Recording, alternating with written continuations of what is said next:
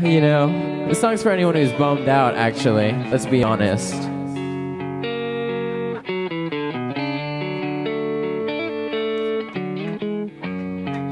Oh, that's cool.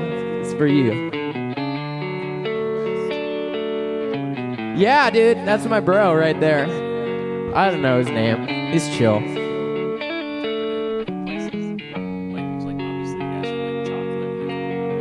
Sometimes I feel like I don't have a partner. Sometimes I feel like my only friend is the city I live in, the city of angels. Lonely as I am, together we cry.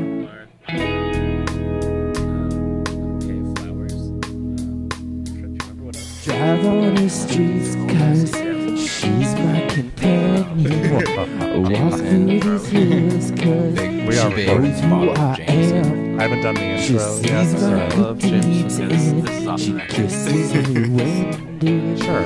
I never will. Well, we usually have the way it works is we have like intro music playing, and then we'll sort of fade in and then do the intro. So that happens as you're describing it. You're that's probably. Can you play Grateful Dead? I'm physically capable, but Take me I'm to not the going place to. I love. Take me all the way. For all the children out there, just spare 'em. When'd you tour it Like from? I did that day. Take me to the last place I love. January and March. Take me all the way. Yeah. That's when Yeah. Tour. Good time to Red Hot join. Chili Peppers, great band. All right, I'm gonna roll into the intro. What's up, everybody? Welcome to another edition of Between You, Me, and Jose, the Slims Presents podcast. I'm Chris. I'm here with my boy Phil, aka Future Shapes, and our guest today. We got two members of Melted Toys, who will be playing a show here on the 14th. And you guys have your new album coming out on the 15th. Yeah, that's the day. So it's going to be an album release party. Sam Flax is on the bill. Healing Potpourri is opening the show. Yes. Which is Very special. an incredibly hilarious band name. That is good. It's healing music. It's better than Power Bottoms, actually. I don't know if that's true. I don't know. It's creative. Who was it? Oh, it was Black Lips, who actually had Smell-O-Vision at their show at the music hall. So does Healing Potpourri have Smell-O-Vision? Scratch and sniff. No, they might have yoga mats. Just kidding. Sorry, Simi. Well, anyway, we're here with Ole and Brian from Melted Toys. I'll let you guys introduce yourselves so people can see you on camera. This is Oli. He plays drums, and he's an amazing guy. This is Brian Wakefield. He's a master of the bass and an American entrepreneur. Let's get this mic a little closer. Or I can get closer to it. I'll lean in here. There you go. Make it comfortable for you. So, like I said, they have a show coming up at Slim's. That's an album release party, and the new self-titled record is coming out the following day. Now, are people going to be able to buy it at the show? Yeah, we're having Yes. a tour-only special edition of the record that we will have available that And night. silk screened. Nice. Actually, around the corner from here, at my friend's cool. Josh's house. Also hand-stamped. Hand stamped, hand printed. I just got them in the mail today, actually. Oh, really? Yeah, I forgot to tell you. Oh, well, there they are. Get ready, So kids. they're in San Francisco. Boys and girls. All right. And today our record is streaming from Pitchfork Advanced. Oh, yeah, as that's of this right. morning. So everybody go check that out. You don't even have to buy it to listen to it these Yeah. days. I don't know if I'd sell that quite so hard. Oh, it's cool. I mean, you can buy it, please. Well, do you guys mind if people stream your music, like, or download it I think without it's paying awesome. you, or like, is that a big I thing mean, for you guys? We put it was our Yeah, we choice put to it have out it there. streaming out. Yeah. Streaming on Pitchfork, you know. I mean, I do it. I Yeah. listen to music on there pretty often. I think it's a good resource. I mean, it's just one of those things, like, being in a band in 2014, you kind of don't exactly make that much music or like money off of the music. It's like live shows or like weird things you do. The culture's changed and you can't resist it at this point. Unless you're like Prince, but we're not Prince. So no, that's probably for the best. Well, I mean, he's off self-release YouTube something? and No, he's like a total Nazi he's about putting his up stuff. yeah, he's putting up the good fight. To like But a he's come- crazy extent. Yeah, that's I wouldn't what call mean, Prince a Nazi. I mean, I might. man, don't put him over there. No, I mean I don't sell him out like that. I have love for Prince for Okay, sure. cool. But I also, I don't know, he takes it to a crazy extent because he will make people take down covers of his songs. Like I don't know if you guys know Michelle Ndege cello, bass player. She did a series of shows where she did all Prince songs. I think she did it at Brick and Mortar and some places around the Bay Area. And people from the audience had taken cell phone videos of her performing in concert, and Prince's people will then come and make them take it down. But I like which to is a little imagine bit crazy that to it's me. just Prince has so much free time that he just looks at YouTube all day and like His it's Instagram just like feed a just normal, makes him like, so report. mad. He just like clicks the report button. Yeah. It might that might be true. I don't know. He's Buzz. well, he's been a pretty. When I worked at the Fillmore, he played there, and it was one of the stranger experiences. Did you talk to him? Did you get to talk You to can't him? talk to him. You can't? No. I mean, if You can't like like physically literally. you look at him and then you just No, you can't look or at he, him. you can't even look at him. You can't look him in the eye. That's a rule. Is that really a rule? You cannot look Prince in the eye. That's a rule. It's You like can't you- look Prince in the eye. Do they tell you why he doesn't want you to, or you like turn to stone, you melt? He's like It's It's a not Goron, explained. right? It's Yeah. just don't look him in the eye. Don't cuss around him. During the sound check, they taped paper over the little holes in the doors to the back of the club, like that let you from the lobby into the main floor. That's how tightly it was closed down. Even for staff, it's like, what do you think? You think these people are not doing this every day as a job? You can talk. I mean, it gets a little crazy. Yeah. But I definitely have love for Prince and everything he's done. Prince is not a Nazi. It's just He's not a Nazi. He's a Jehovah's Witness. There's a difference. doesn't like the Instagram videos so And much. the Jehovah's Witnesses were persecuted by the Nazis. I think were one of the groups. There were many groups. I wouldn't I'm be sure- surprised that, you know, by sure that. that the Nazis I'm were sorry, not Prince. Yeah. If I'm just You know? gonna keep saying, I reiterate, That should be if the any title of of this Prince's episode. people Prince are is not out Is there a there, number for this episode? please don't Should be take a this shirt. down. What's that? Is there a number for this episode? Yeah, this is 16. Oh, number 16. Yeah. Sweet Not a 16. Nazi. But yeah, he's pretty ridiculous about it. We'd like to meet him. If Prince, if you're listening, we'll be here Monday night. Yep. No cameras. I don't know about that. I mean, have you in touring and opening for other bands, have you been face to face with people that you idolize like for a long time? Oh man. I don't know. I'm not one to idolize people too much. Mm-hmm. You know, I can appreciate music, but it's pretty separate from people. You We've know? played with some cool people. Yeah, we definitely play with a lot of bands I really like. And One on time- this tour, we're playing with a lot of people that I'm. Yeah. Sam Flax, they're like our friends, but I love their music. They're like really, they're a great really band. good friends. We're playing with Pure X in Austin, and their new record's like one of my favorite record of the year so far. So you know, True. One time we played with Undertones, which is kind of, they asked us like last minute, Yeah. like the day before. Someone dropped out, and it was the Mansells and us, the Undertones. You know that song "Teenage Kicks" for anyone yeah, Oh yeah.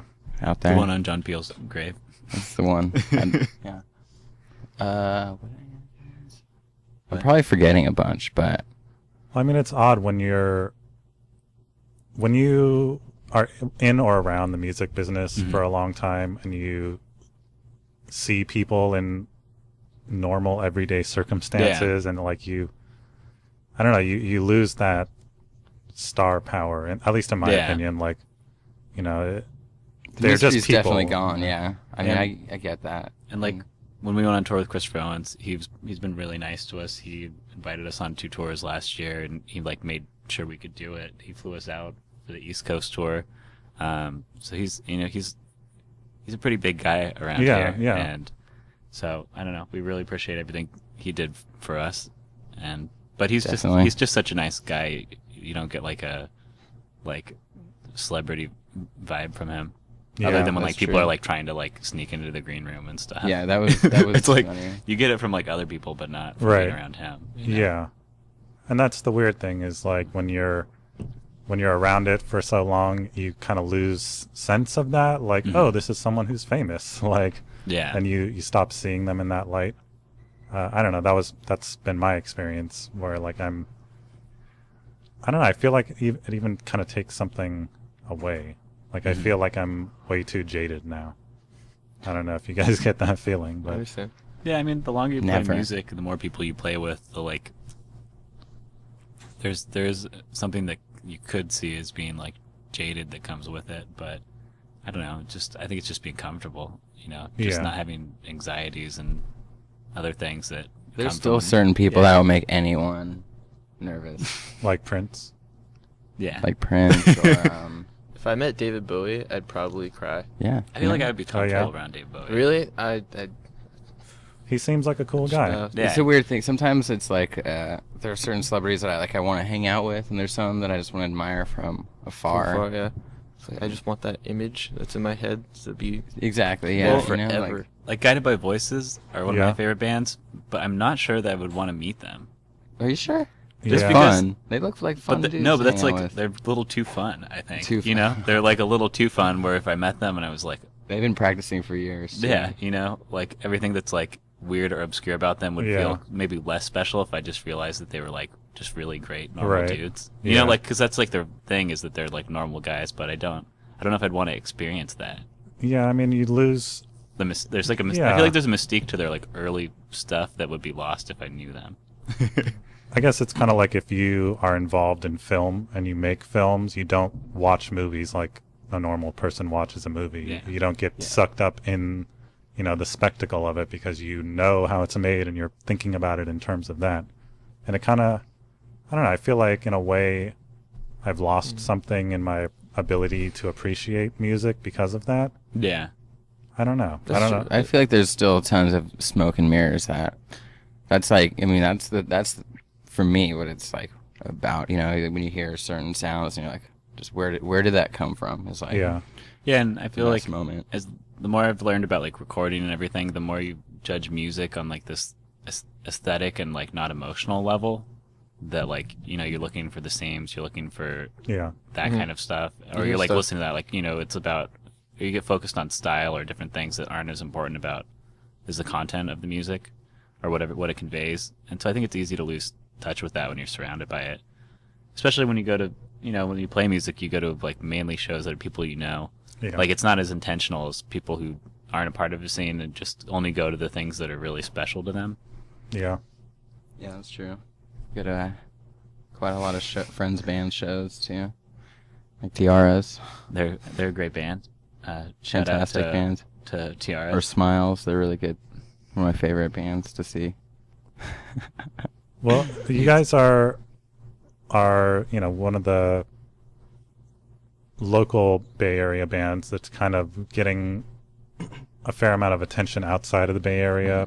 You know, most likely because of touring with girls, or was it with girls that you were touring, or was it his solo stuff? Yeah, we played some shows with girls though. Yeah, that was before like me. right before this guy joined us. But you have your album streaming on Pitchfork. You have, you know, little write-ups in Filter and Spin and all these, you know, publications that, you know, they're kind of plugged into our local scene, but not really. And I mean, are you seeing a lot of like people starting to find out about your band that aren't from the Bay Area? I don't know. I feel like there's this kind of weird thing because we took maybe like 3 years, I guess, from like an EP from when we like first came out to this. So I feel like it's kind of this weird thing where it's like a weird diffusion. It's like kind of like an aha thing for a lot of people. I don't think that we've like necessarily like. I mean, I'm sure we have. Maybe I'm being.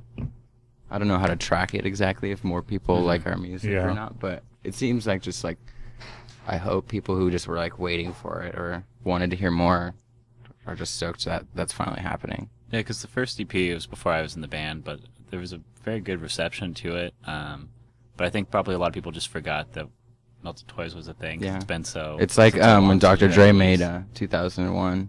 The Chronic album. That's kind of, but it wasn't that long. Yeah. So just to put it in perspective for people. Yeah, they forgot about Dre.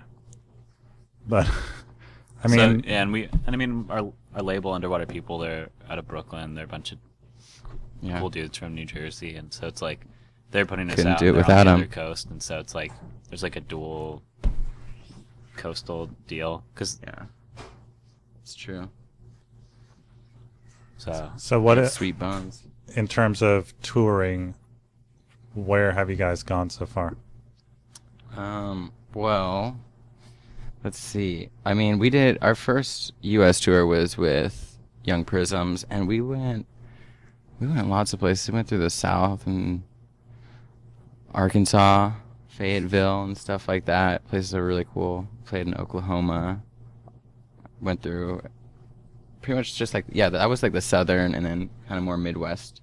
But then the Christopher Owens tour we did, we flew out. We flew to Chicago. Which is weird to say. Baller status. That's never happened before. Before that day, I hadn't been on a plane for like 7 or 8 years, so.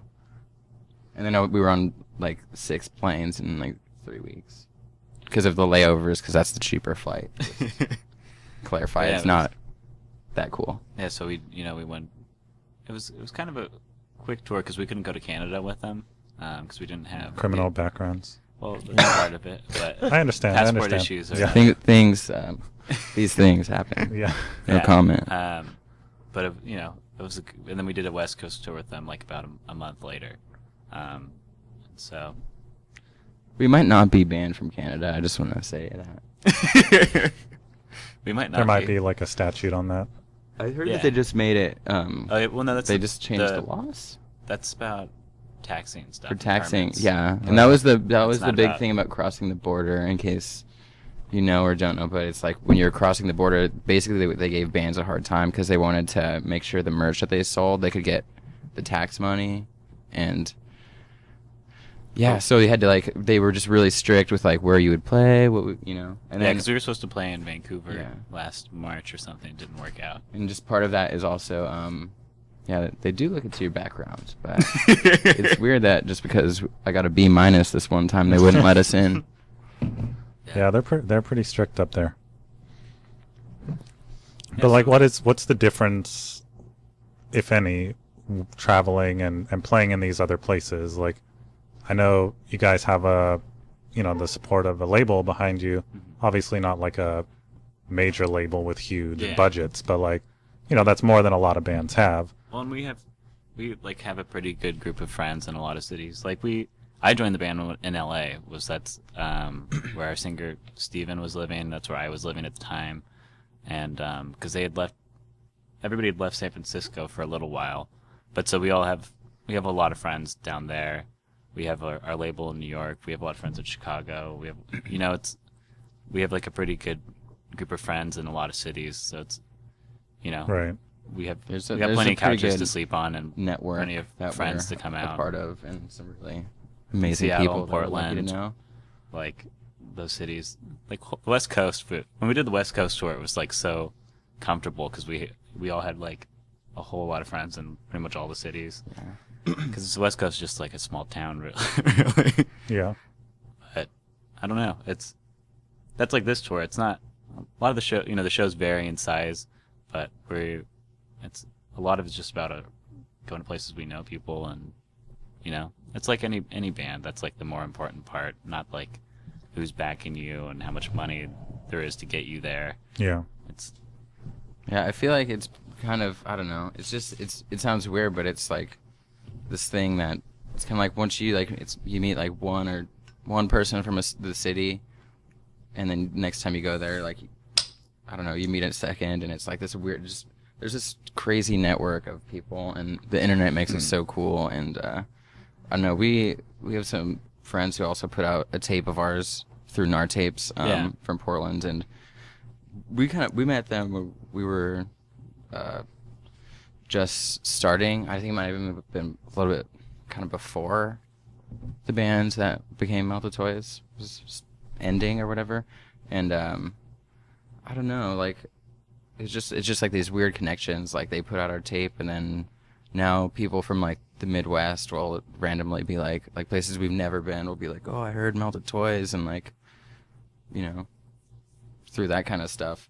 Yeah. But like we were saying, the Underwater Peoples too, they have like this other like culture base too. So it's like I think we just kind of got lucky because we have like these like the friends who like, I mean, everyone's like pretty like underground or whatever, but there's like a community, different levels or whatever of it. People know each other, like like with NAR Tapes, like the Memories, and Underwater People put out what did they put out by the Memories? They put something out. Yeah, Underwater Peoples put out the first Memories LP. And so it's like, or EP? It was good. It should be an LP.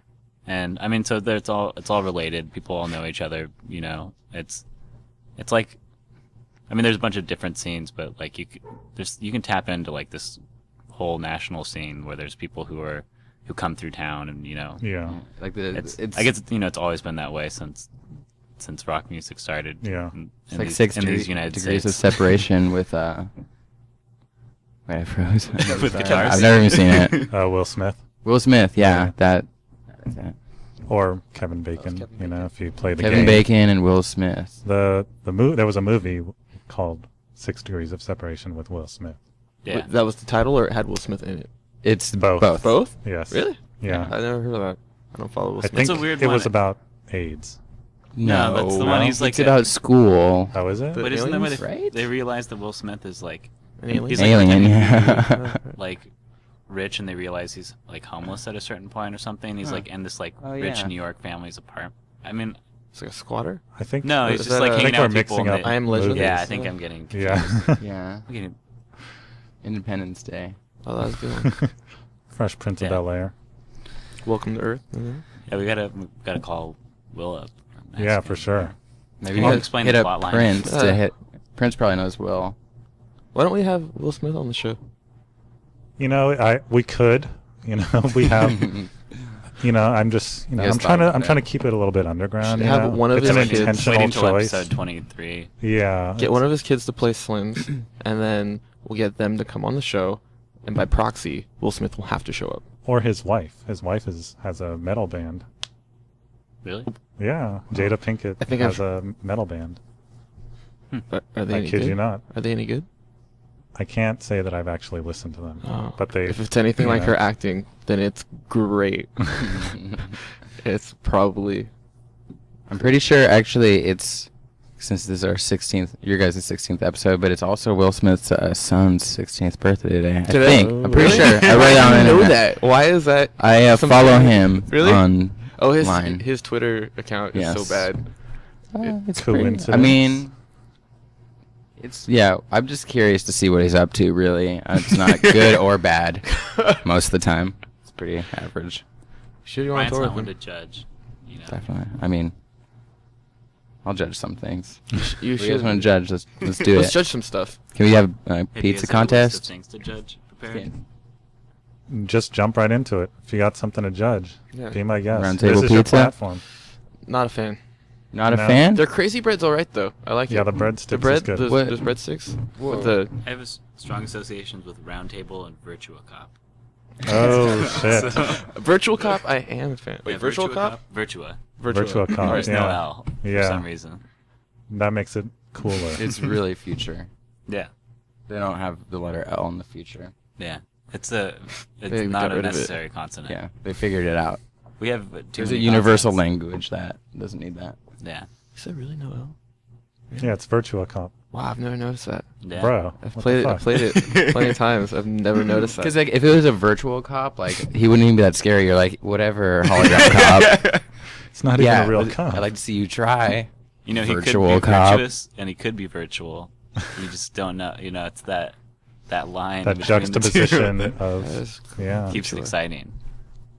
Speaking of holograms, Do you want to? Can we go riff on that for a minute? Do you want to judge holograms or the band holograms or? Yeah, I mean, what's our lineup? Yeah. Like? Tupac hologram. There's the band Yeah. hologram. There's like gorilla holograms. Yeah. Yeah, gorillas. Yeah, gorillas. Yeah. Dan There's, Albert is pretty cool. There's a whole thing in Japan where they have actual virtual stars that are holograms that perform entire concerts that people go to, and So they're holograms. It's like That's the joke. amazing. It's like the joke that gorillas is, but it's a reality. Right, exactly.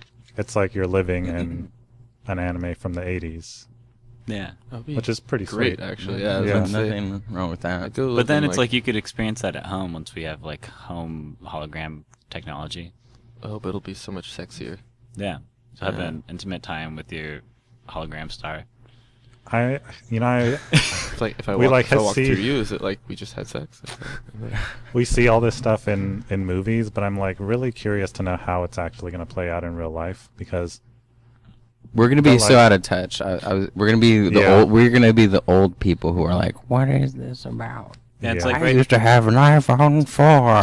to bring it back to the melted toys. Oh, yeah. At this point in time, we have Jesus Christ, self-centered. we have Yeah, like geez, do we have 3 narcissistic. laptops or just 2 running? We have 3. We're going on 4. Yeah, and we're Like- like a guitar, bass, drums band. Right. You know, we have 2 guitars, bass, and drums are the main things we're all playing. But at this point, it takes us, a couple of laptops to get everything going smoothly, and a sampler and a keyboard. Maybe and- Linkin Park. Yeah.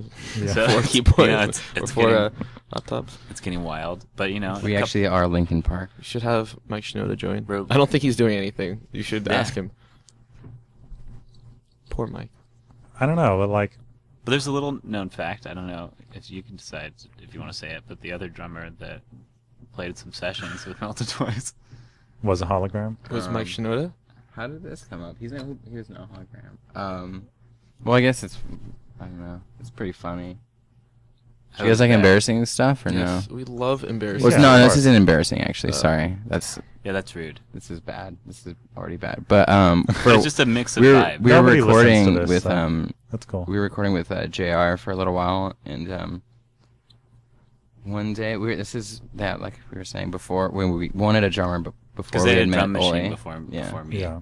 we had a drum machine, and I don't know, JR, he's friends with the drummer from AFI, and one night they like laid down some drums on some of our songs. So somewhere in the world there's some Melted Toys songs featuring the drummer of AFI. Yeah.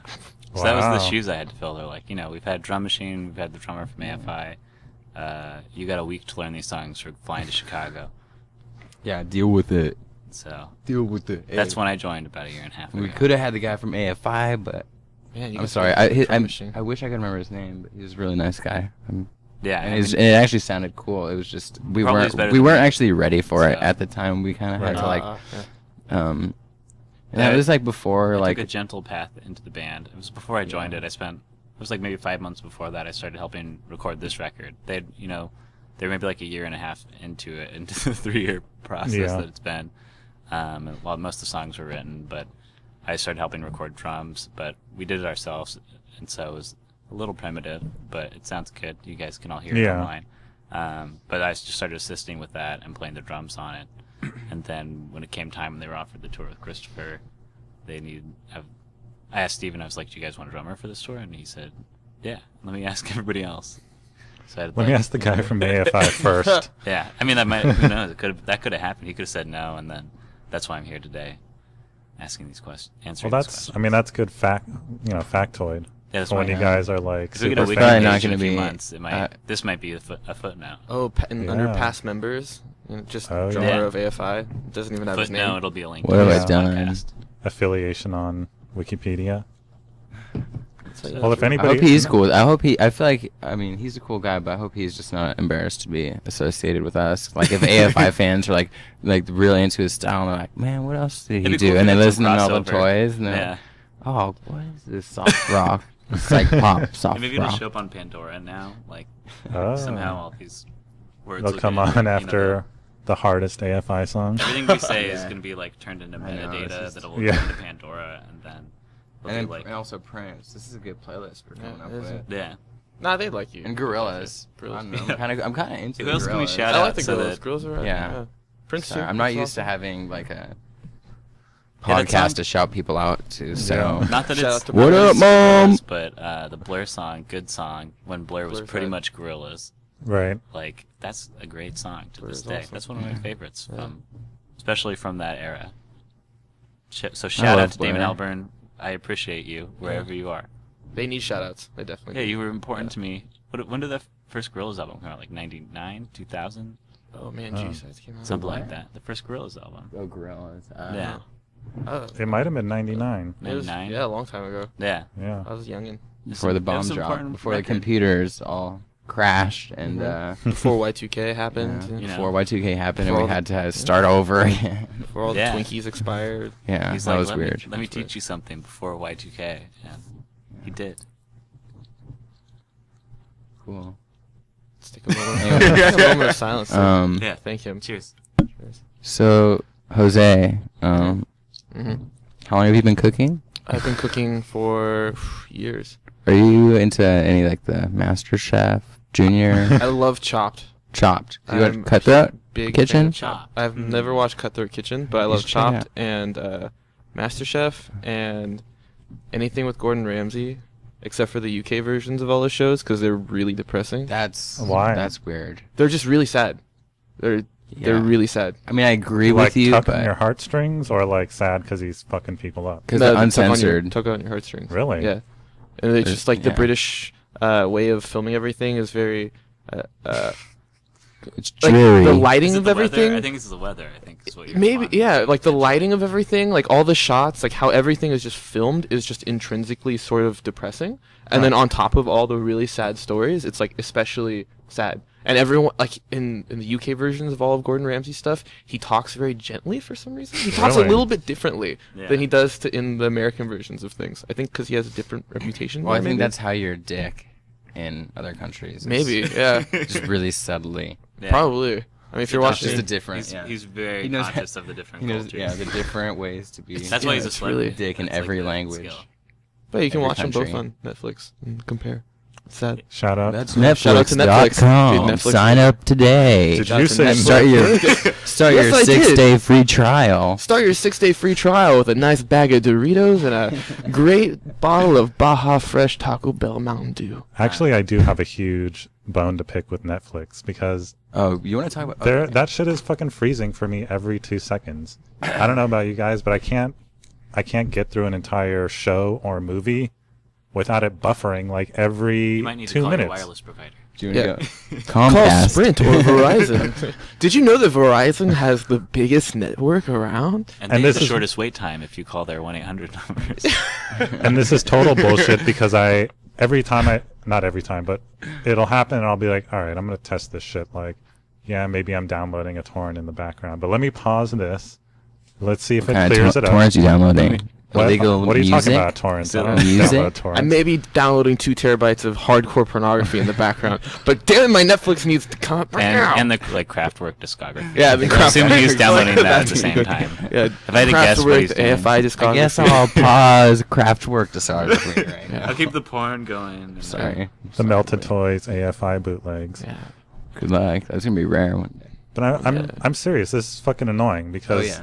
like Netflix. Let's talk about Netflix. I tried to watch Orange Is the New Black, like, and that shit That's hard. I can't get through it. It's- Like, I've it lost buffers attention all the span time. for TV. Oh, you have? It's Here, we gotta somehow get this disappeared. yeah. See, you know, I wait. I have to Okay, do I'll just something lean else back. as I'm watching I'll- TV, like something productive. That's what makes me feel good about it. Yeah. I could take a bath and watch TV. That's about it. That's the only combo I can do. All right. That's so dangerous. let's talk about Yeah. Netflix because we're the movie guys on this side. Jose Oh, really? and Oli don't even give a shit. But Wait, no, I said TV. I was like, who the fuck is that? no, but I really think Netflix is brainwashing You their think customers. And this sounds okay. This kind of sounds like a crockpot conspiracy theory. I love so? crockpots. We love conspiracy But like, theories, so- okay, from my own personal Wait, experience, does this is relate to the most- Denver airport? Oh, the Denver airport's scary, and we should talk about that sometime. Actually, but keep No, going. but But let's okay. keep talking about. You're gonna talk about invisible cloaks and stuff, okay? But I mean, New okay, World just Order How things. more of the time than not, you're scrolling on Netflix, like, Okay.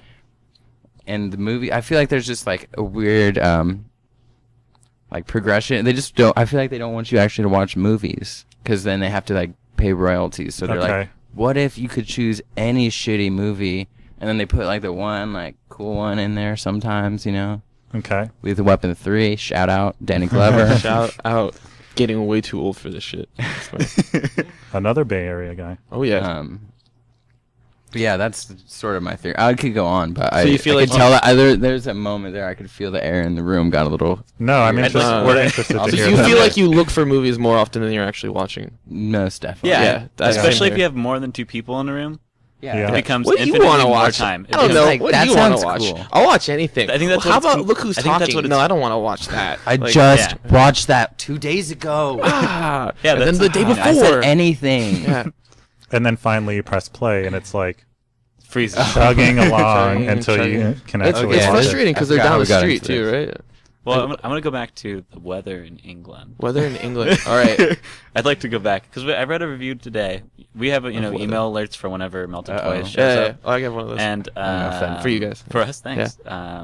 But it said something about it's weird because our band gets called like beachy at some points in time, which is a tag that I don't really associate our music with. It's not a at all. diss, but It's not a diss. We like a lot of bands that I love live the in beach. Shout out like, to you the know, beach. vibes were really important for a couple of years there, but I don't think we really have those vibes. But this person is in England and compared the San Francisco beachy weather to the England weather, like vaguely, like didn't say where in England they lived, but said that something about it being beachier and nicer here. And I thought that was very strange. I'm sure I'm it still is. putting my wrapping my mind maybe around because that. it's like foggy in San Francisco. And No, but like, they were saying otherwise, pretty much. They were saying the opposite of that, That really. that we have nice weather We here. have nicer weather than England, which may or may not be true. Is it? But I it think doesn't that seem might like be a relevant true. detail in reviewing our record. We have way Yeah. better burritos. Kind of not relevant. But Yeah. yeah. I mean, but one of my favorite parts of Coachella is when you watch a set by someone who's from the UK, and they always mention how fucking hot they are. Yeah. I remember seeing Placebo, and in between every set, the singer was just like, "Balls, it's so fucking hot. How do you people do this? What are you doing?" Every single band would just complain about how hot it was. I mean, I went to It's so Coachella different. last year with my family, which was great. I went with my younger brother and my mom. Uh-huh. Because they had gone together previously without me, and then they were going together again, and I was like, you can't go without me again. Like, so I went with them, but my brother was shirtless the whole time, which when I was there, I felt like I was the only person like older than him, and like everybody was shirtless or in a bikini top except me. I was wearing, a similar Hawaiian shirt to this one at the time, and short We got a little shorts. bit of skin showing here. Yeah, I always show a little Unbutton bit. it. Yeah. But I felt like I was the only person wearing a shirt, like between the age of like 16 and like 35. So it was sort of strange. That is a little weird. Yeah, Yeah, it's a weird vibe that there. is weird. But I think there's a point you can't say you're hot if you're American and you're there. I think if you're British, you you can. have to say Yeah. you're hot. You might just have to brush it off.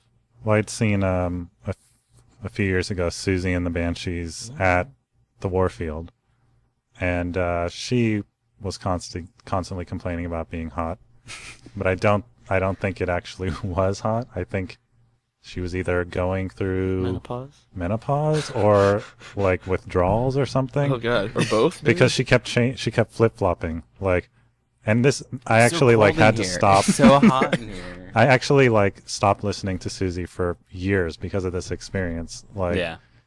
But she would stop the set and be like, get on the mic and start complaining like, it's so fucking hot in here.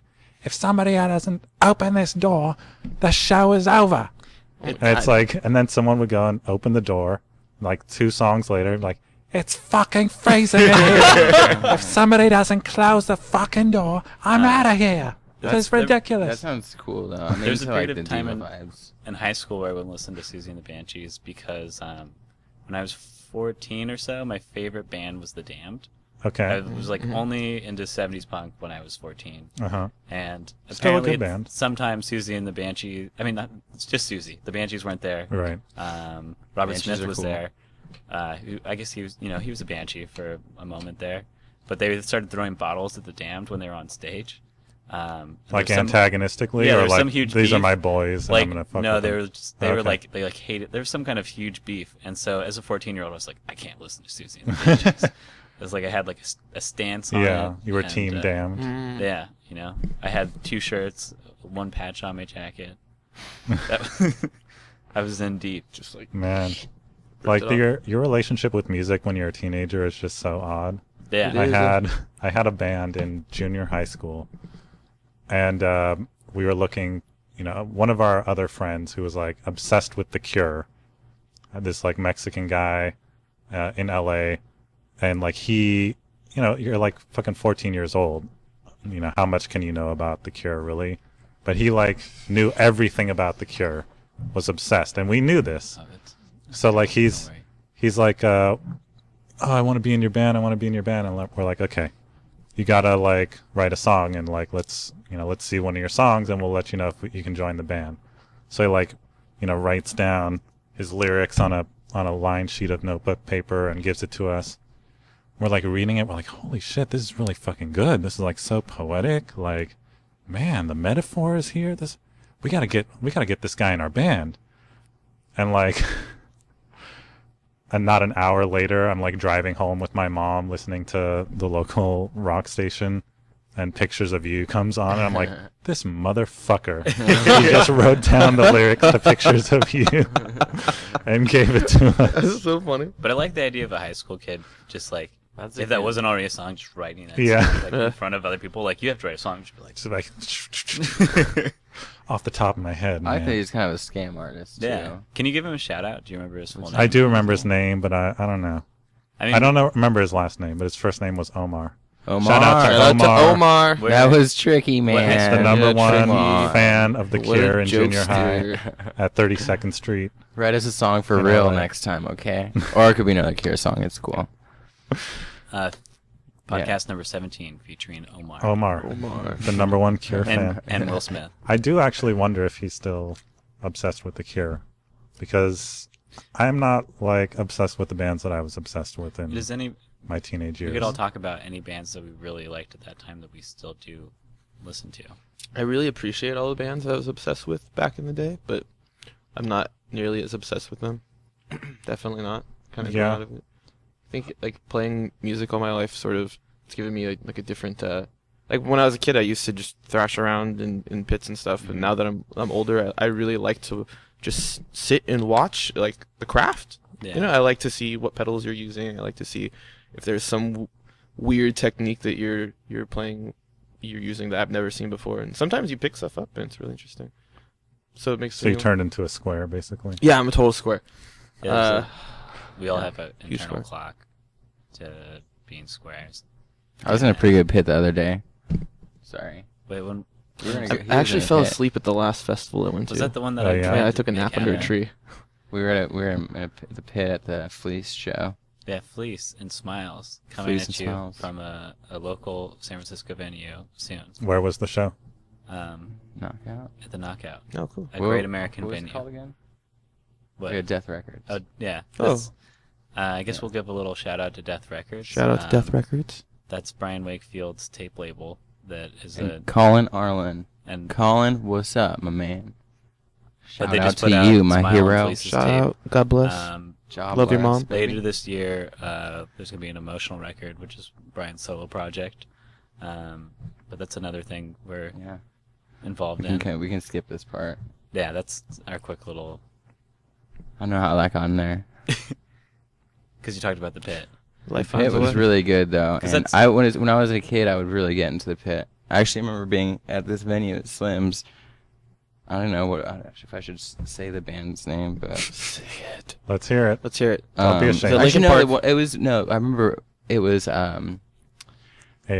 No, it wasn't AFI. It's like that would make us that'd be full circle. One of the bands it was like a kind of like noise band called The Locust. I remember. Oh my god! And then but they played. Locusts have good pits. They played with another band another San Francisco band. Like I don't know. I want to say like XO, like add an X to it or some. Oh, XXR. What is it? No, XBXRX. Yeah, was it that? How do I know? You see? Yeah. Yeah. You see, that's it might have been that them. was a scene that was It was important like to me that kind of at that thing. time that it seems Yeah. sort of irrelevant now. That was Yeah. like I almost lost to his. You know, it's I'm It I'm is a kinda huge weird. fan of the Locust, though. Like Yeah. 3-1G stuff. And well, I was just like kind of anything excited because Swing Kids. Head Wound City is doing I'm- their second show. Yes, second and third. I'm playing Yeah. the Smell in that festival that. And I won't Next be there. series. None of us will probably be You there. Oh, I'm guys. definitely But going. okay. I have to go. I'm Okay. a huge fan of the Blood Brothers. That is exactly why Yeah. I bought a ticket to FYF. But I just mean I feel like that's a part of music that we're trying to ignore right now because I feel like Yeah. at least 90% of That's people not who are true. in There's bands now, bands. I can think of some really popular San Francisco bands that are kind of bringing that back. like who? Well, do I have to say it now? Shout out. Yeah. This is all, Shout out. this is- Shout out to Death Heaven for doing that. Oh, Death Heaven's that's the right. band. Yeah. When I Yeah, first that's heard them, right. I was like, "This is like shoegaze," but then it also reminds me of like that stuff we were kind of just talking about, like Yeah. I don't know, like that. I don't know, like weird, like Well, it's like punk vibes, anything but punk metal. has reverted to like a. They're I mean, for Death Heaven's pretty metal though. yeah, but Yeah. anything kind of punk now is way like 80s hardcore influenced. You know, it's like Yeah. they're taking everything from hardcore and it's like kind of an old school sound, like a modern version of old school hardcore that's going on. So I feel Yeah. like anything more noisy or weird has kind of been pushed aside from that scene. Yeah, But there there's- was yeah, a that's lot a of. There good- was like, it's weird because like a few years ago, that noise was like. I don't know. I just remember going to lots of noise. Noise shows got in, ambient in like and then it got. Yeah. Oakland, and then and it then everybody became stopped like caring. electronic, like Ableton produced like.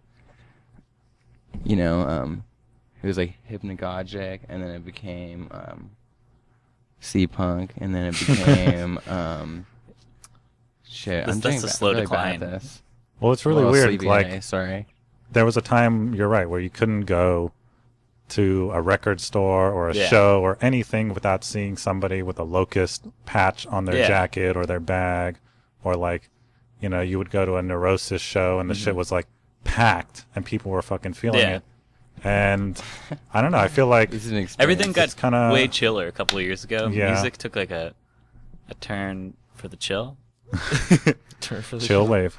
I mean, I was hoping we wouldn't say that word. And Skrillex. if you can you bleep Let's that cover out that, for yeah.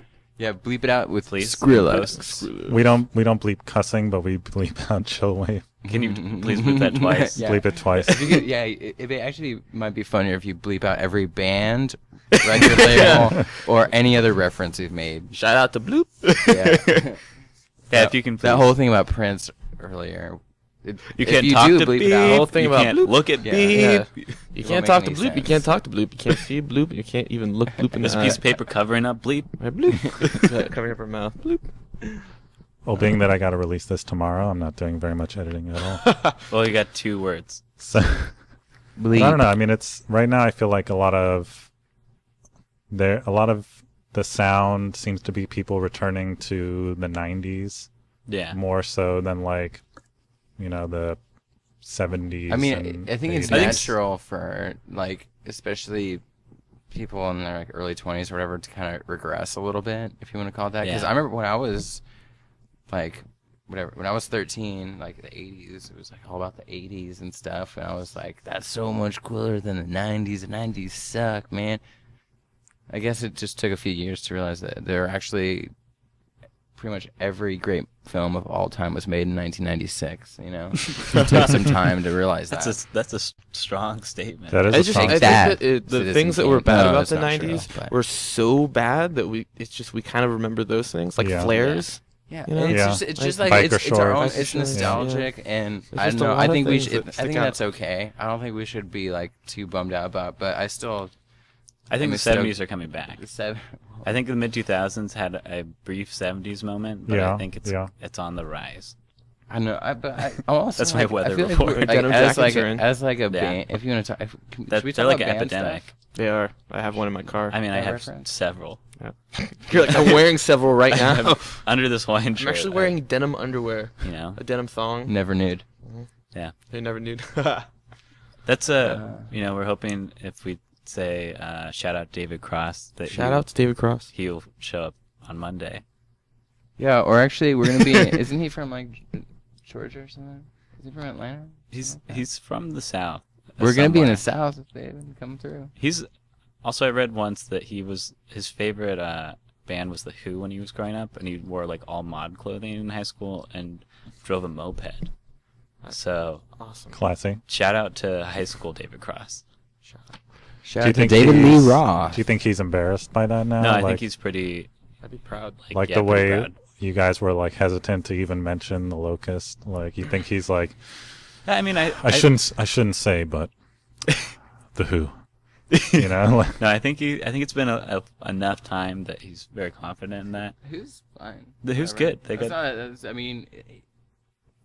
I recently re-experienced the bad. song "I Can't Explain." I sort of forgot that was the song, and then I heard it again. I was like, "This is an amazing song. Where did this come from?" And The Who. Yeah, The Who. let me get you guys a few more beers. Cool. All right. I'm gonna go run to the restroom. Right downstairs there. Okay. It's all on you, man. Keep it Oh going. no, this is awkward. Can we smoke in here, Jose? Can we smoke in here? I don't know, Chris. Can we smoke in here? I don't think so. What's that? I don't think we can smoke in here, right? No.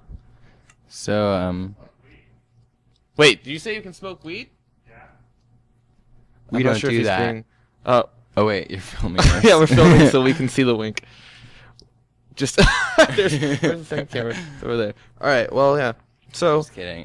but you look at music differently now too. It's not just me, right? Like you, it shows you're not the same person. Right? Yeah, Like, no, definitely. But like, observe. I try to be pure though. I try to be like a real purist and like put things in perspective and put my own like experiences and jaded feelings away. Mm-hmm. You know, because it's easy and like just one of those things. It's like I don't know if you can like see it, you can kind of avoid it. But I don't know. It depends on the show. It depends on my feelings. A lot of the times, I just like I'm like what you're saying. It's like I'll just kind of just hang out and like watch the bands, but I'm not necessarily like in the front row always. I don't know. Also, it sounds weird, but like there's kind of a new, different types of social anxiety creep up after being in a band, and it's like it sounds weird, but I feel like this thing about like looking at crowds sometimes, and it's like then being in a crowd is like somehow amplified because if I can like, you know, I don't know, it's weird. I don't know if that makes any sense, but You might end up on TMZ. Someone takes a. But you don't want to know what it's like to. No. I don't mean it like that at all. I just mean like I know the experience of like being on a stage. Oh, I and, like, see. looking at all the people, and then it's like, so it just like kind of magnifies the crowd a little bit or whatever, and I it makes see. it seem like, I don't know. No, if Team Z wants to hit me up, dude, we can get rowdy. Hey, welcome back, Oli. Welcome back. Shout out to Ole. Shout out to TMZ. Lindsay Lohan. Shout out to. I've become very comfortable on stage, especially like playing guitar, playing drums. I have no problem. But I Yeah. sang karaoke Sunday night, Really? and I had like stage fright for a second. I was like, what is this feeling? I haven't felt this in like at least a year. Yeah.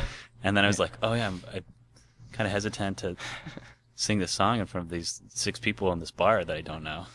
There is a weird thing with karaoke, like that always happens to me, where I'll be able to like sing a song in my car or like some shit, Well, and the be able key to hit the changes. notes, and The then key you're changes that they do. yeah. I wish they just. I I wish think they it's so that only way did they it can when you actually asked. play it. I think so that way they don't get sued. Like the Oh, songs on the it's actually karaoke. different? Yeah, Yeah. sometimes I think Motherfucker. A lot of Maybe songs that's they why. put the key It's down just a lot, slightly different. you're Which like is half also- a step down or something. especially It's like difficult always in C. for women because they put a lot of the songs down, like they transpose them down, Huh. and so a lot of songs, especially songs that are sung by guys, they make them even lower. So the average range for female vocalists, it's even more challenging for them to do karaoke. Interesting. So But those drunken Japanese businessmen always kill it. yeah, that's they're I think pros, that's yeah. that's what I Pros. mean. That's why it's transposed down. They It's always kill it. for them. You never It's want to go built- after one of It's them. built for them. We should go do karaoke right now. We should have the We'll podcast have a karaoke podcast. I think that'll be a good one. That'll be fun. You guys have to join the. Yeah, we'll come back. We need to do some Come karaoke. back. We'll You go have down your to contact What's your information? song? What? What's your song? my song. Yeah, what are you gonna do? Oh, I need the book. I need to look through the book. Oh no! Honestly, No, like, what's it your- has to be a song For that me, you know. for me, You're on karaoke there is to like do it. Netflix. I spend more time looking for a Exactly. song than Oh, actually singing. can I play something through the No. mic very briefly? Well, what do you So go I- there hoping? All they right, have, so I is go the there question. hoping that they have Bonnie Tyler's "Total Eclipse of the Heart." Okay. That's what I go Okay. there hoping That's for. cool. And if not, then my go-to is just whatever they have that's Bowie related. Okay. That'd be my Okay. jam. Maybe some Queen. The last time I did karaoke was Don't Stop Me Now. It's an excellent song. Call him Mr. Friend. When I did karaoke, I only did it because I saw Marshall Crenshaw in the book, which is someone I've never seen in the book before. So I had to sing Someday, Some Way. But then through that, I realized that some of the stuff's put online, and I found from a year ago a version of him singing Under the Bridge on karaoke. It's all online. Wait, how did it get online? What is it? It's a VJ Paul? Is that the name? What did I tell you? I think Oh shit! KJ Embarrassment. KJ Paul. He's a KJ. Karaoke VJ jockey Paul.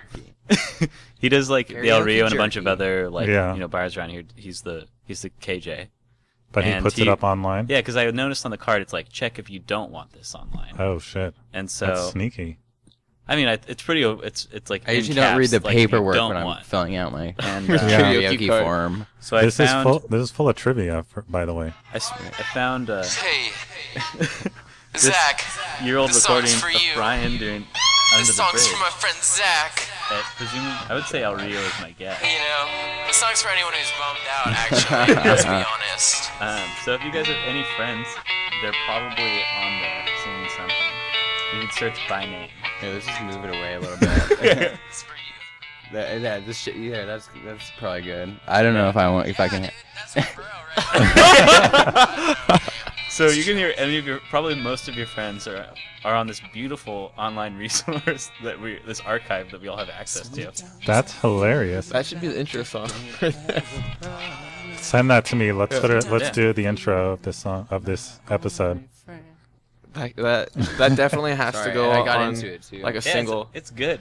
And you do like kind of a reggae voice on That was kind of sounding good. A reggae voice? I don't ever want to feel like I did. It needs to go on a single. Yeah. Like, if singles always have that extra song on it Actually, that aren't on the album. I want to see because there's probably lots of our friends on that website, and we probably are gonna make a mixtape of it.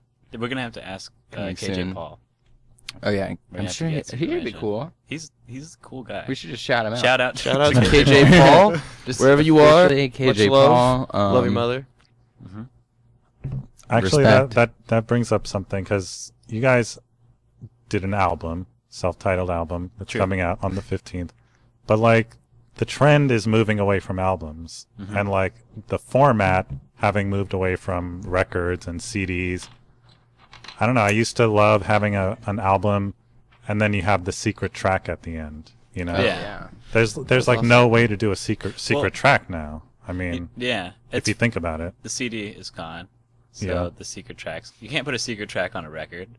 Cause You could, because You you just can. don't list it. you can I do mean, if you look like at the record, a you can see it. you can do like a locked groove though. Yeah, or locked like grooves a are cool, Locked but groove? yeah, where it just stays on the last Oh yeah. groove. Or one there, That'd be which a you have short to song. actually pick up the needle and move it to the actual. Yeah. So you can do that, and people have done that before, but you just can't when do you- that with an MP3. Yeah. But Everyone's EP gonna culture know. is funny. Oh, this is- song is why is like it 30 20 minutes yeah. long. You know, it gives away. I don't know. I feel like I don't know. At least, We have a remix that we've been trying to yeah. put out for a little bit. He did a really good remix. That is considered a secret track, but But it's so secret that you can't find You can't it. find yeah, it. so secret. I don't know if it. You can't find the is real. AFI drum tracks. You can't find the remix. Well, I guess you could like you could hide it in the code of your website. Well, in like 10 years, we'll sell CDRs on eBay for a lot of money. Oh man. We're gonna sell them as blank CDRs though. 100 blank CDRs. Well, I mean, gonna have that. are you there's guys? also- we Talk about a secret track. there's a band in particular I'm thinking about, but bands who sit on their like rare records who like actually have like 100 of that record still, but just sell like a couple a year on eBay. Really? That's a thing. Sometimes they re-release them, Yeah, but you know, and that's amazing. Do you know of bands in particular that do that? there's one I'm thinking of, but I don't know. we don't I want don't to shout know. them out. I don't know if I. Yeah, we we'll don't give wanna, it a we're minute. not going to shout that We'll out. give them a minute. They're doing their thing. They're a great band. It sucks. It's just that's No, but that's a it's not. sign. That's a sign of the whole music industry and Yeah, that you have to call the do collapse. things like yeah, that. Whatever. is that You know, instead of just be actually being able self-aware. to sell stuff, this is like they're from the '90s, so it was like proto internet everything, and they just didn't Yeah. have a record label who I guess supported them, or I think they might have even done it themselves. So they didn't have like the support system that they could have to get the record out. So they just like had it in their mom's basement for 20 years. But which is cool, you know. Did you guys hear about the Aphex Twin record recently? Yeah, I did. I actually was listening to that on repeat for a couple of days. I thought it was going to be shitty, but it was actually really fucking good. Yeah, it's cool. I mean, I love that kind of stuff. Yeah. Definitely. Yeah, that's something that influenced maybe like everybody, Aphex Twin, but people don't talk about it anymore. Yeah. I mean, I love we can Aphex talk about Twin. it. But I just mean everyone in our band really, me, Steven, and Daniel used to do some funny dang things and watch those Aphex Twin videos. Let me tell you. Well, I mean, to me, I think that's something that's really the whole phenomenon of what happened with that particular record. For people that maybe don't know what we're talking about, there was this Aphex Twin record that never actually came out. There was a test pressing made. I think like 3 copies of it existed. And for, probably 10, 15, maybe even 20 years, like nobody had heard this record. Maybe 1 or 2 songs went on to be on a compilation or something, but for the most part, it never got released. But it was always, people knew about it, so it was always mentioned on like fan sites and whatnot. But I guess finally somebody, rumored his ex-wife, put it up on eBay earlier this year for like $16,000. And so a guy that runs an Aphex Twin site contacted the seller, contacted Aphex Twin and Grant from Reflex Records, and basically worked out a deal. Like, we'll do a Kickstarter campaign. We'll raise the money to buy this.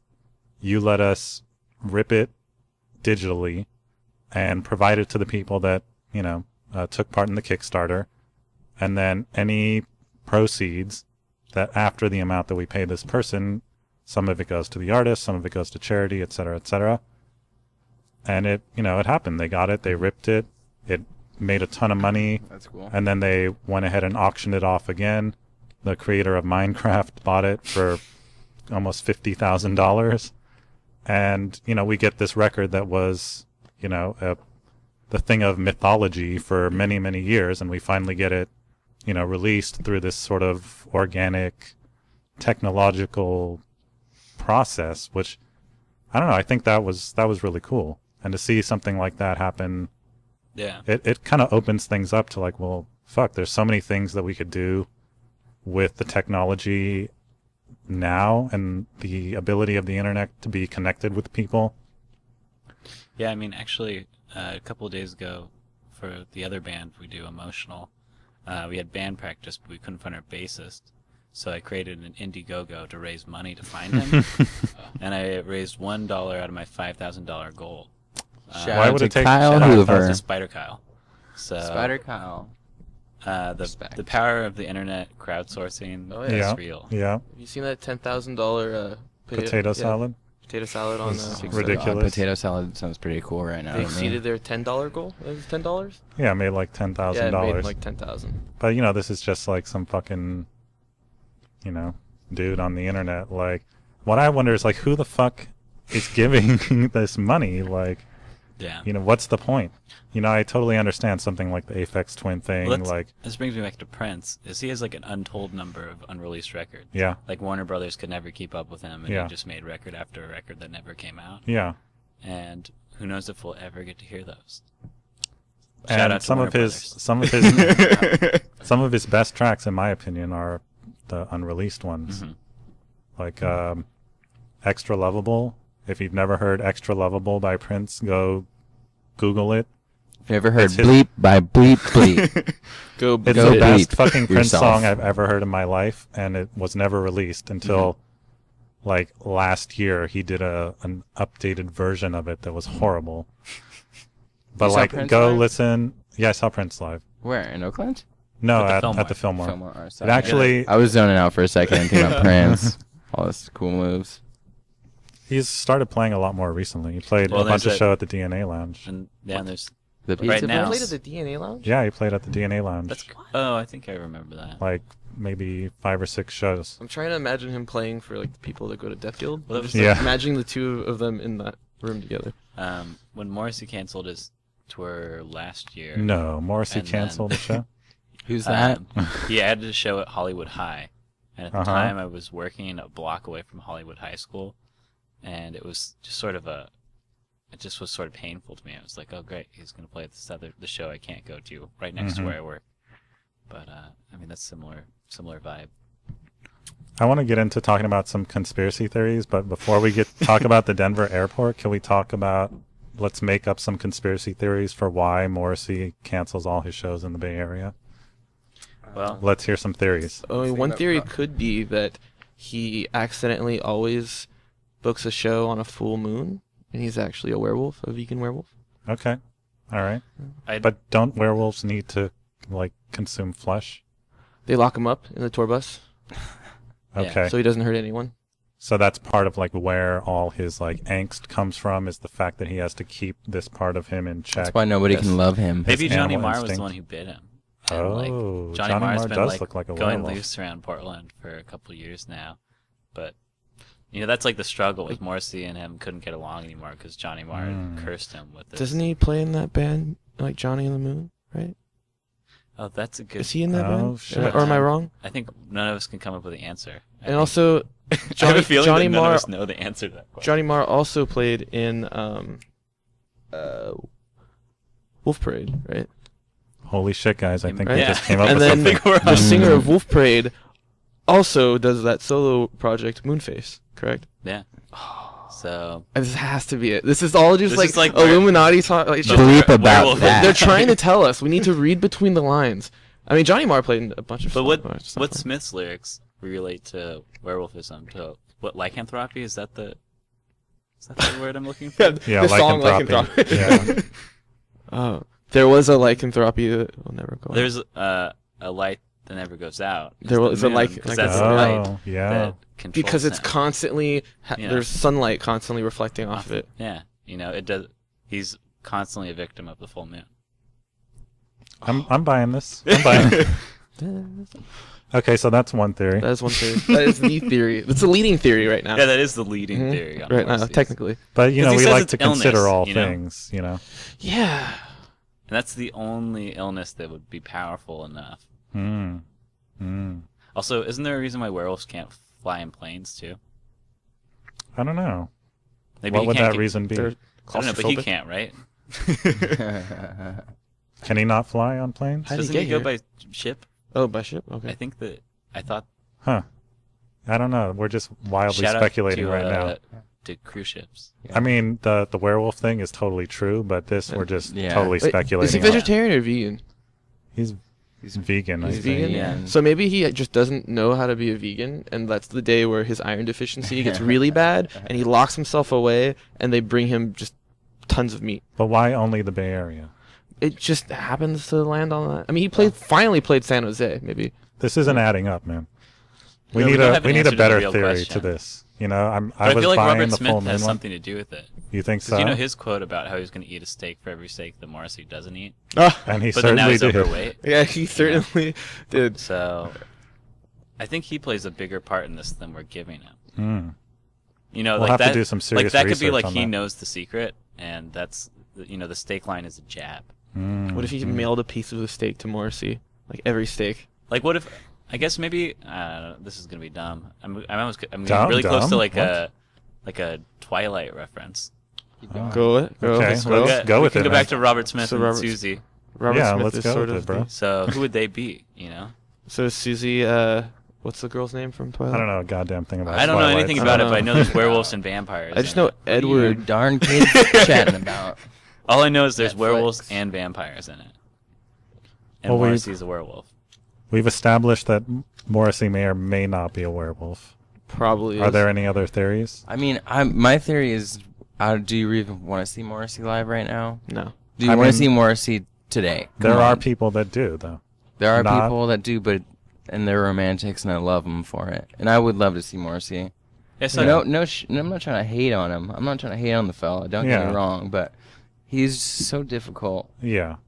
I mean, do you want to see Morrissey in like heyday babyface pompadour Morrissey. You don't want to see Sean Connery Morrissey. I want to see Morrissey with a steak in his hand and I want to see on an airplane. Yeah, to be honest. Riding an airplane. I want to see him on stage with flowers, but then his like whole body to become muscular and hairy and break out of his clothing, and see him like Kind of like my body. Yeah, I have a lot in common with Morrissey. Yeah. We're finding out. I have a lot in common with overweight men. Robert Smith. Middle-aged men. With overweight Single dads. Robert Smith. I have a lot in common. Well, here's my theory. I think he has a lover in the Bay Area that every time he comes here, the draw is just too heavy. He has to go and see this lover, and they just end up doing meth all night, and then he can't make the show. That's my theory. That's That's an cool. option. Or it's like he thinks he can finally come back here and play music, but he's so So distraught by, meth like, is this. chill, but meat is not. Meat is murder. Meat is I murder. don't get that. Meth, you're not hurting anybody but yourself. Yeah, you it's know? a man-made thing. There's no meat in meth. Well- yeah, but sorry, I'd just rather eat a steak than smoke meth. So Yeah, sue that's me. actually the Melted Toys position on meth. Is We'd meat rather before eat meth. steaks. Yeah, yeah. Meth is kind of an interesting thing, though. Like It's definitely a very relevant Bay Area thing. I feel like it has a bigger place in the Bay Area historically than it does in a lot of places. And it was a lot less stigmatized here for a while. Like, it became a public... It wasn't really known by the public till, like 6 years ago or 5 years ago, I feel like. Yeah. Before that, it was like a common thing that wasn't as stigmatized, especially here. Oh yeah, people doing speed and the hate like throughout the 70s and 80s was like very common. Isn't Stockton like a meth capital? Stockton's the capital of a lot of unsavory things, I think. But I think there's a lot Murder of capital, perhaps. a lot of meth labs. Yeah, in definitely. Stockton. But Stockton's actually nice. My girlfriend lives in think so? Stockton. I went there for the first time recently. It was a nice place. You would recommend Stockton? It's a nice place. Well, meth, like, I always wondered, like, all you hear about meth is, like, the worst shit. Like, Yeah. you see these pictures of people with Yeah, no well, teeth, the good scars stuff. on their face. I'm like, well, why the fuck would you do meth? Yeah. And so I, like, But, went and did... it's like weird, like heroin still has its mystique, but you never hear really nice things about heroin. But for some reason, it's, like, not as stigmatized as meth. Yeah. Really? But meth, like, by all accounts, like, I went... Do you guys know the site Arrowwood? Yeah. Like, I went on Arrowwood and just read, like, a bunch of people writing about meth. I'm like, I gotta know why, why the fuck do you do meth? Like insanely long writing ever. No, people broke it the fuck down. I was like, oh. And, like, Page essay. by what these people How are bad I'm saying tripping right now, dog. is, like, the problem with meth is, like, that you don't want to stop Yeah, doing especially it. I think Like, I've heard if you have sex after you've smoked meth, that it affects your perception of sex and Yeah. other things for what seems like the rest of many people's lives. Also, I think you can never get that first high back. yeah. It's never the same. And like, Fuck it, let's just try it, you guys. it's kind of like trying super duper. For I the mean, first we're never time, gonna know for sure. Yeah, I mean, Let's I just guess go right outside on podcast 10th number and 17 what is it, Harrison? It's the it's meth gonna podcast. actually. I feel like it's gonna be a serious show. Meth-isode. We're gonna have real interviews about a real issue Meth. instead of us like talking about about Susie and the Banshees and Well, I don't know. I mean, steaks like, and werewolves. all these people were saying, like, oh, I did meth for the first time, and, like, within the first hour, I, like, cleaned my entire house from top to bottom. I did all this shit. I'm You should like, come over to my house, hey. Do it some meth at my sounds place. like Yeah, it thank sounds you. like if you could just not keep doing it, then meth would be the best fucking drug ever. Like, if it wasn't crazy addictive, or, like, I think mostly it's psychologically addictive. Like, you just want that feeling. Yeah. But, like, if that aspect wasn't a factor, like, it seems like you can get a lot of shit done on meth. Like, Well, you could I be mean, very fucking productive. I feel like any kinds of uppers and capitalism have gone hand in hand since the invention of capitalism. Mm-hmm. So it's like, there's many instances in war and Oh, yeah. manufacturing where uppers are a very important part of Yeah. Well, even today, I mean, you hear about a lot of soldiers coming back from Iraq and Afghanistan, and they have a lot of real problems, like from PTSD and whatnot.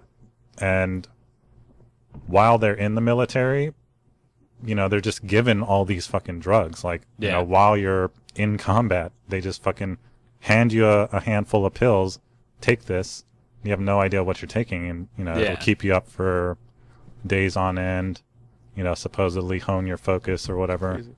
So you come back, and not only are you like, fucked up from the shit you've seen, you're also fucked up from like being on all these drugs, and then you get also back really, and then really hungover. and then they just pump you full of more drugs. So like, it's really pretty crazy. But you're totally right about that. And that goes back to the Vikings. Did Vikings do meth?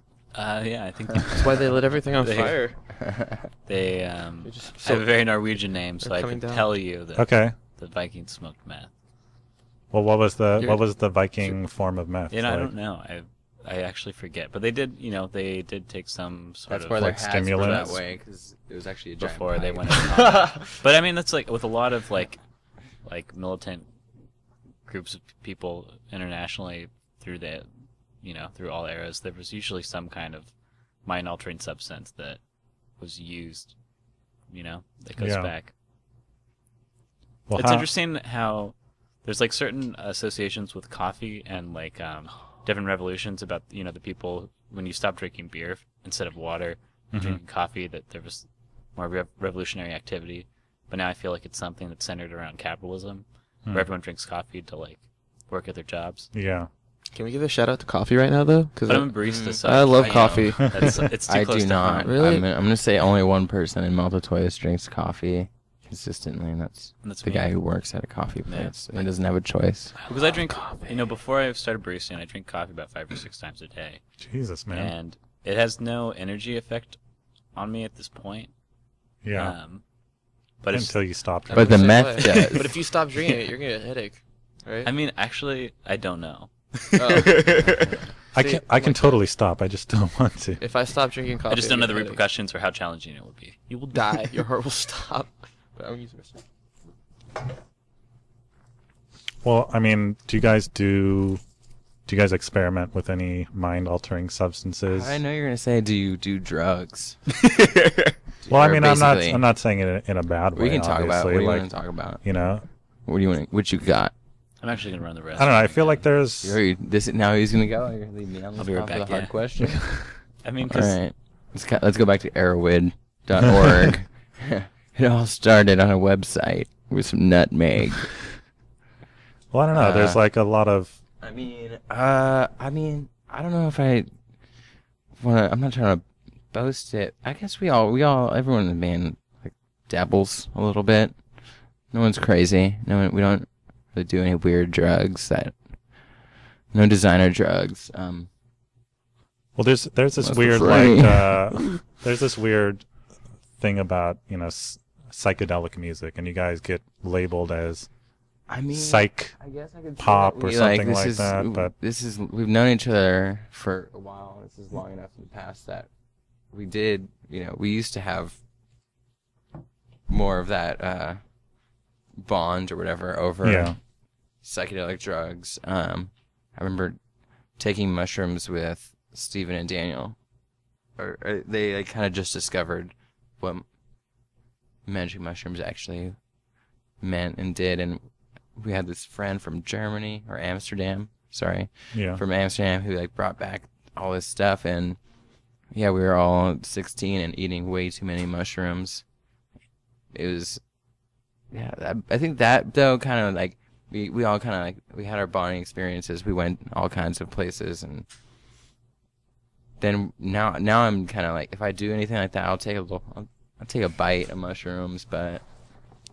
What are we talking about? I don't know. I mean, I think it's necessary to be a functioning human, to actually understand what the fuck is going on in the world. You have to have taken some drugs. I mean, I guess people say that, but I think it's in the way that for me, reality is it's really relative in the way you see things. So in the way that psychedelic drugs show you that you take this thing and everything you know is completely altered, kind of should change the way you view of our actual reality. Sorry to get weird. I was just going to say, but especially where we all are at this moment, I feel like it's a very different culture than a lot of the world and the country. You know, psychedelics what do you mean have by a that? very, they're like deeply embedded, especially in the music and youth culture of San Francisco. You know, they're like, you're an outsider if you're not in touch or know about those things. Or I mean, historically speaking, I definitely agree with you, but like, is it still that way? Do you think I would say so. Do you think in this day where like the majority of San Francisco now is like, but I mean, in the music scene, I guess I'm not talking about like the people as a whole. Yeah. In this group that the four of us fit into, and I feel like we're mainly talking about, or who would also listen to this podcast. Right. No, I mean, I think it's something that's really important that does get stigmatized a lot, but drugs are good, okay? I mean, I think drugs are an essential part of understanding life. You know, you have to be able to, you have to have experienced the way things can be different to really understand what reality is. Like you were saying, like there's this book, Cosmic Trigger, that I highly recommend for anyone interested in perception. Yeah, but a lot of things that hallucinogen, Illuminati, is they lessen your sense of self. They they are ego shrinking, which is a pretty important thing. You know, you become less attached to your ideas of yourself. Whoa. Which is something that a lot of people have trouble with. It's American individualism is a very ingrained idea in our society, and people have really strong perceptions of themselves, which make people very hesitant to change because they have all these attachments that they identify as parts of themselves that aren't relevant to them, aren't a part of them, and make them not want to change, to compromise, to do a lot of things. And mind-altering substances, especially like mushrooms and stuff like that, shrink your sense of self and your attachment to who you are at that moment. Yeah, I think agree. What Oli's trying to say is, if you have any drugs, just bring them to the back room next Monday night. Slim's, July 14th, Monday night, 8:30 p.m. Unless you're a cop. Unless you're a cop, in which case we're totally unless kidding. You're a virtual cop. I'm not scared of you, virtual cops. I'd like to see you try. I'm afraid of the virtual cop, on the other hand. He somehow real. It's that reload. reload. You know what I mean? No, that's a side shoot. What's that? Virtual cop side shoot. That's like you side. Oh yeah, no, I'm thinking of Time Crisis. Yeah, not Or House of the Dead, maybe. Yeah, Time Crisis. That's good, man. Time Crisis was also. I used to live by like an arcade. All of us the three other members of Melted Toys, we all grew up in like Santa Clara, San Jose, Sunnyvale, or whatever. But we used to live for a while. There was we had this not exactly a triangle. It was more of a line. But we all lived within like a mile of each other. I want to say triangle because we kind of meet in the same places always. Daniel's old house. And but yeah, there's like an arcade over there, and I used to that was one of the first times I learned what ditching school was all about. Second time, I bought Weezer, the Green Album, and then high school was just, whew, I didn't go a lot. Well, what do kids do when they're ditching now if they can't go to the arcade? I don't all the arcades I knew. I grew up in the same area. Meth. Most of them are gone. Meth? That's probably true. No, but I feel like when I was in high school, people did meth. You know, did they? It's not. That's when like not a new thing. Meth, yeah. It's like there's plenty, and it wasn't like that weird. Like, especially well, where did kids you grow who, up? I grew up in the North Bay. Okay. I went to high school in Santa Rosa. I knew a pretty fair share of people who were 15 and smoked meth and went to raves. You know, and listened to Aphex Twin. Really? Yeah, there was that was like a thing at that time. I've never smoked meth, but I have listened to Aphex Twin. I don't think I've ever been to an official rave. Yeah, I don't think I've ever been to. But a real I definitely rave have these nostalgic feelings of of 2000s rave 2000 rave culture and being Of high school friends with forewarned. wearing candy all the time? Yeah. Like, I remember my friends would go to the raves, and then Do you guys have that they'd tell us association? not Yes, to go I to do. the raves, but they looked I'm older so than much you guys, fun. so- That's yeah. I mean, Where did you grow up, and what year did you graduate high school? how old are you? Just kidding. Don't answer me. I grew up What's in your sign, though? I grew up in LA, and Oh, yeah, you- I graduated in '99 from high school. What's your sign? Virgo. Oh, I'm a We got cusp. Virgo. What are you, Jose? Me? Well, I'm actually born on a cutoff, so I'm told that I'm both things. Which two? A Gemini and a Taurus. Oh, I'm the Leo Virgo cusp. Ooh. easily. Oh yeah, I'm that too. Wait, you're the 22nd? 19th. So Okay. kind of. I'm on the know. last day of Leo. My name's Oli, Cool. which is an anagram of Leo. Oh, coincidence? Oh. I think not. Shout out to Dan Brown. Shout out to the big bull in the sky. The Taurus. That's Taurus. Yeah. Well, you guys did mention something about the Denver airport, like in a tweet or something like that recently. Really? Like, what? Not just me earlier in the interview. No, somebody maybe it None wasn't of you us- guys, but I- somebody it could've mentioned been. the It could've Denver been us. airport. The other, It might have been me last one of the other podcast. guys. Maybe. One of the other guys. He does the.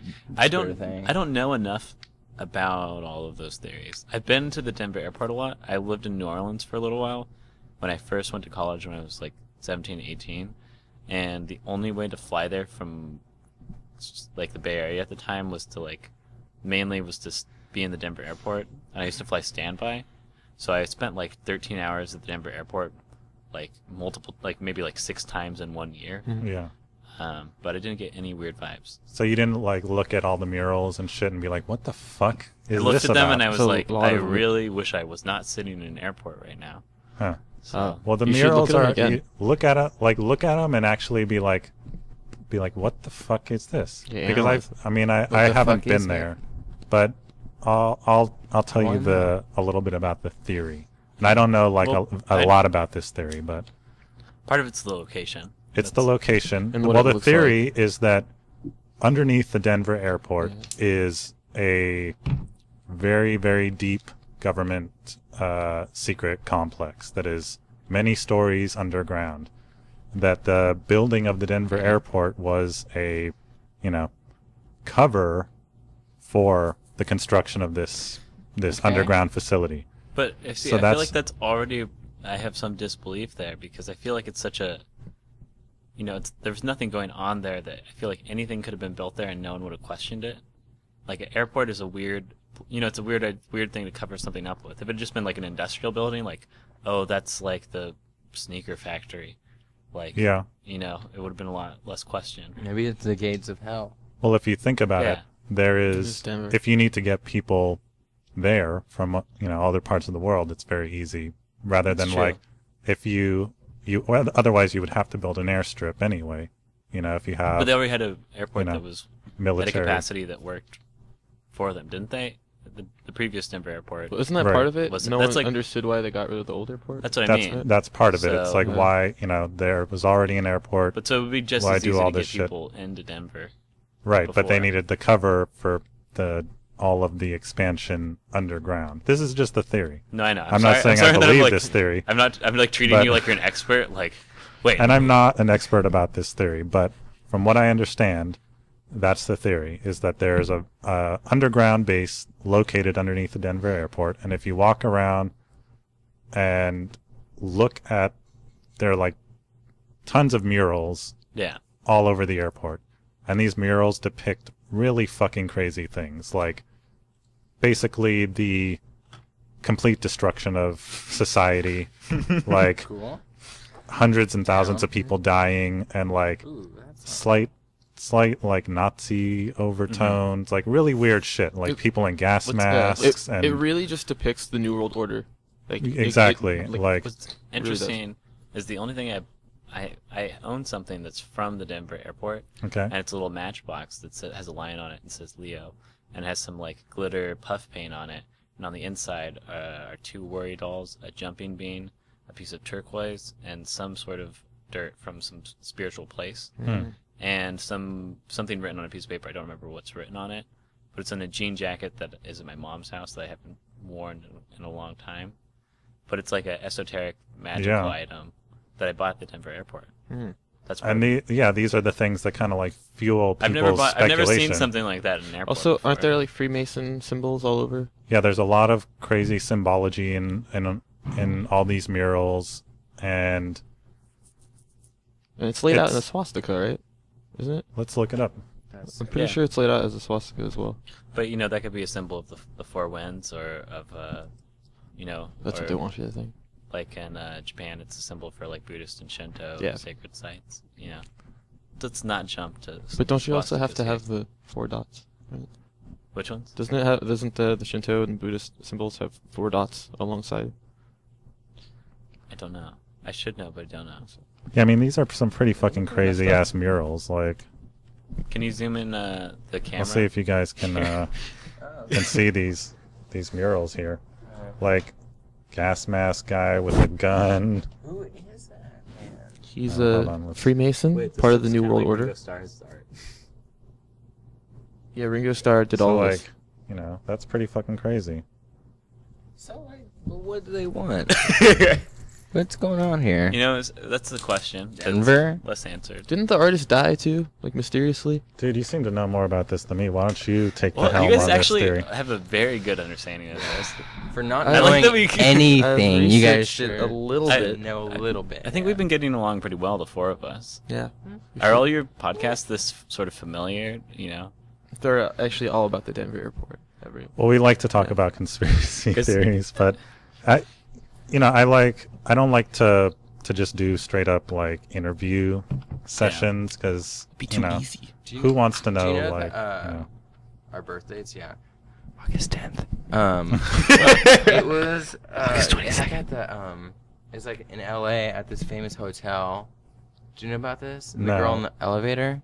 No. So you're being pretty vague, so yeah. he might know about this.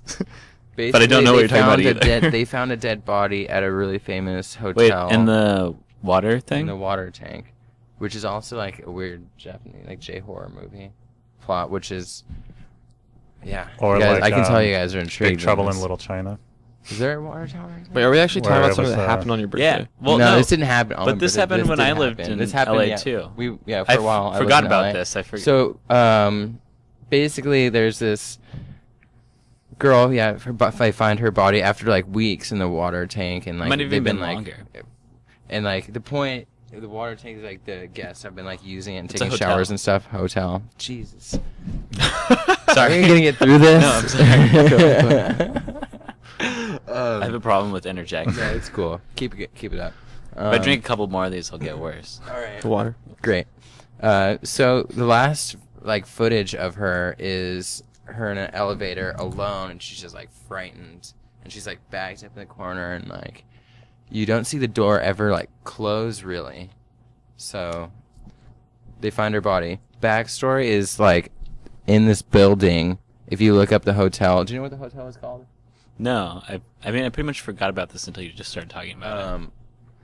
Can you Google that? Can you Google the water tower? Girl found in LA water tower, like downtown hotel, something like that. There's Then gonna we be can. I so can give many you some more. hits. There's not Oh that shit! many. It comes up. Yeah. Girl found in Los Angeles, and this is the first Water suggestion. tank, yeah. So basically, if you Google Maps this hotel, there's this weird, mysterious business. It's called like, again, I'm really bad with these details because I This is haven't told off this the cuff. conspiracy in a while, but it's true. It's folklore-ish, but it's true.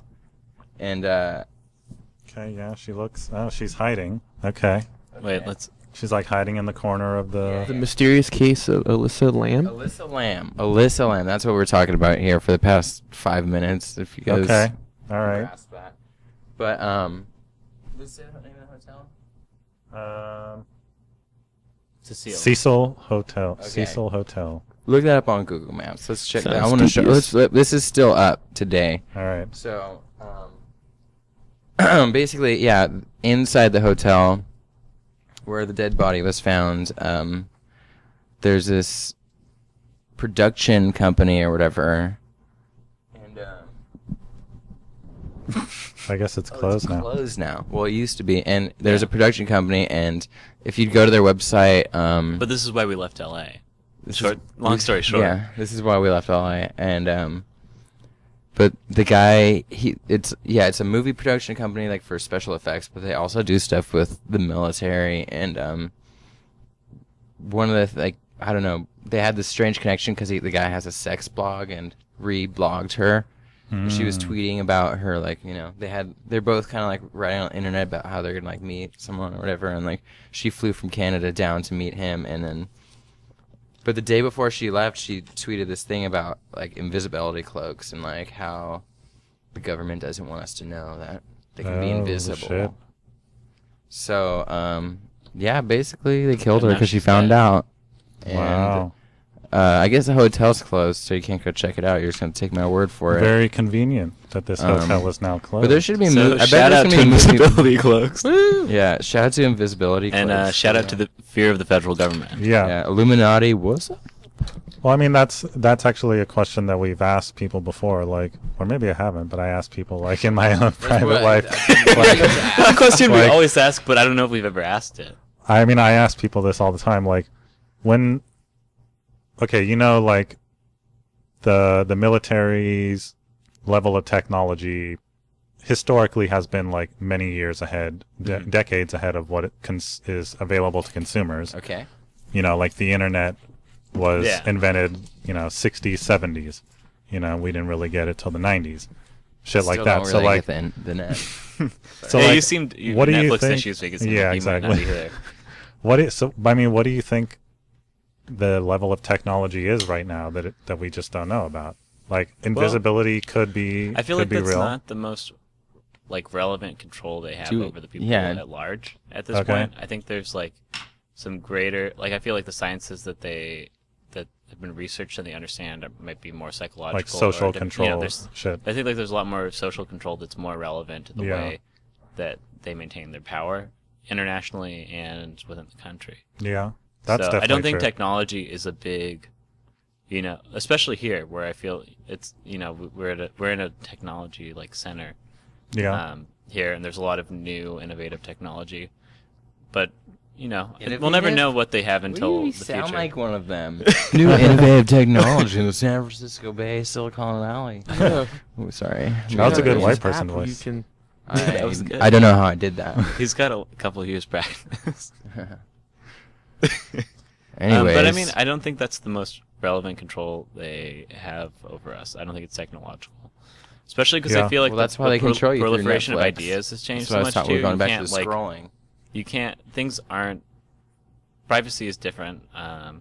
Like control of ideas and information is different. Yeah. You know. So I think that isn't the most relevant part of it.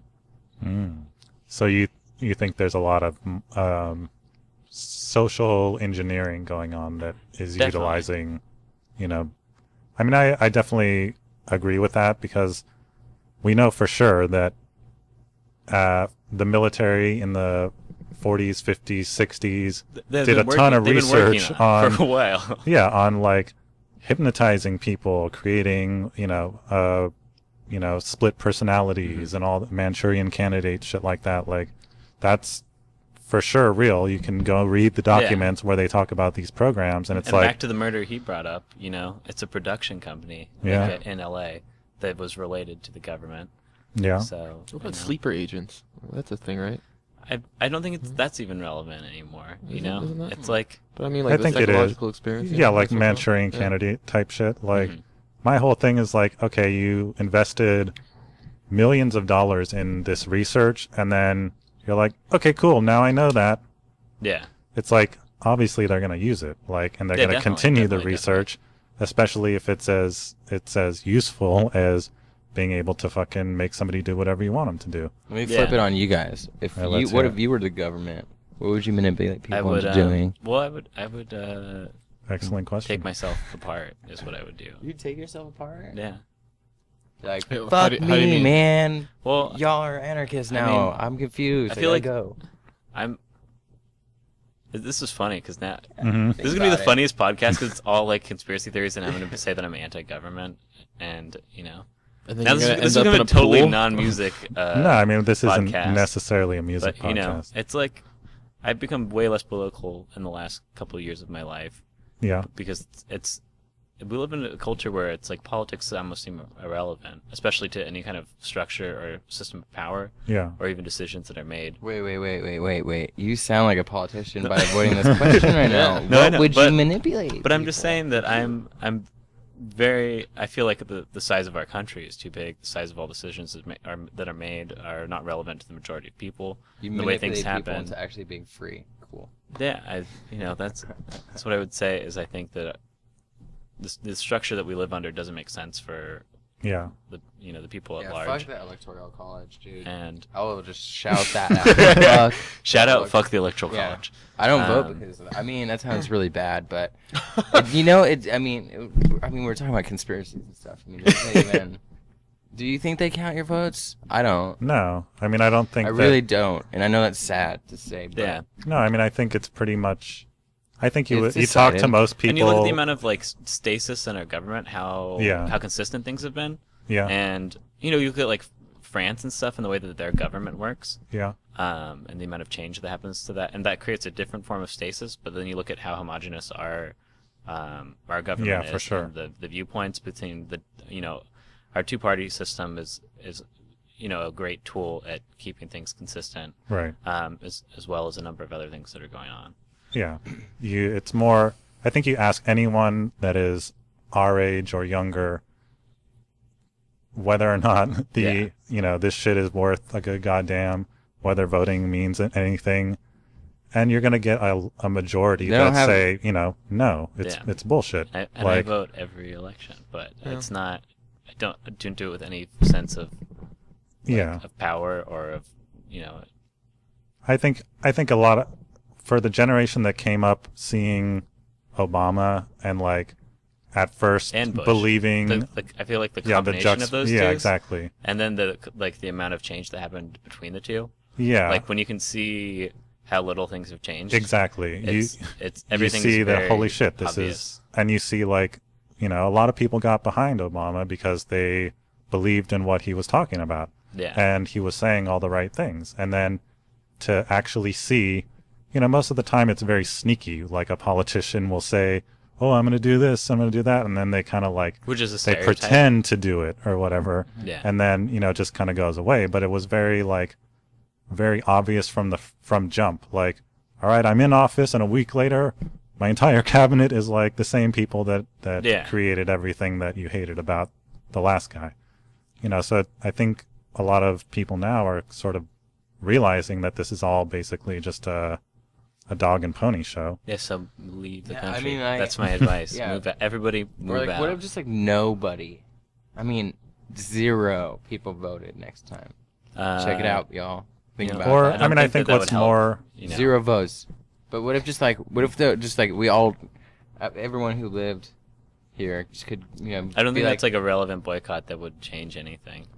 Yeah, because if it's rigged, rigged, they would just up proves and the down, point that nobody really cares. Well, I have no idea there'd about be any of the if people statistics of that. really knew no one likes to be told what to do, and if you can, it's just catching someone in their fucking bullshit, Yeah. Think about it. Bathroom again. All right. I don't know. I mean, I think there is a connection between the whole creative process and politics, the way the political world plays out, and the primarily the way control is attained in our culture, where we've been living for probably 40, 50 years under this system of control where we're basically fed a reality through television, newspapers, any kind of media that creates, a collective narrative that we're all kind of buying into. If I could, if I may. Yes, you may. There's one of the things about the conspiracy theories in general that I was watching the X-Files. And the X-Files. There's a certain point where even Mulder is so confused by the tricks that the government plays him. He doesn't even know if aliens really do exist. He thinks that that's a trick, and it's another trick upon a trick, just because the government really just wants to. It is about control. Yeah, I mean, it about becomes control. hard to buy into And it's it. like, you know. And again, that's like Mulder didn't believe in the aliens for a little that bit. is I that just is don't another believe in the form government. of manipulation, and that is actually used by the government. You know, is disinformation. Yeah. Is Yeah, exactly. you know, that's they're and that's trying to evident confuse right you now. from, Like, But and when you think about things like Facebook and Yeah. you know, the whole you know, drama about the them checking on the emotional emotional manipulation. Yeah. But you know, there's these corporations that have like access to us and all of our personal information now. Yeah. Like people have access to individuals on a level greater than ever before. Yeah. So, And that's crazy. you know, it's, I mean, yeah.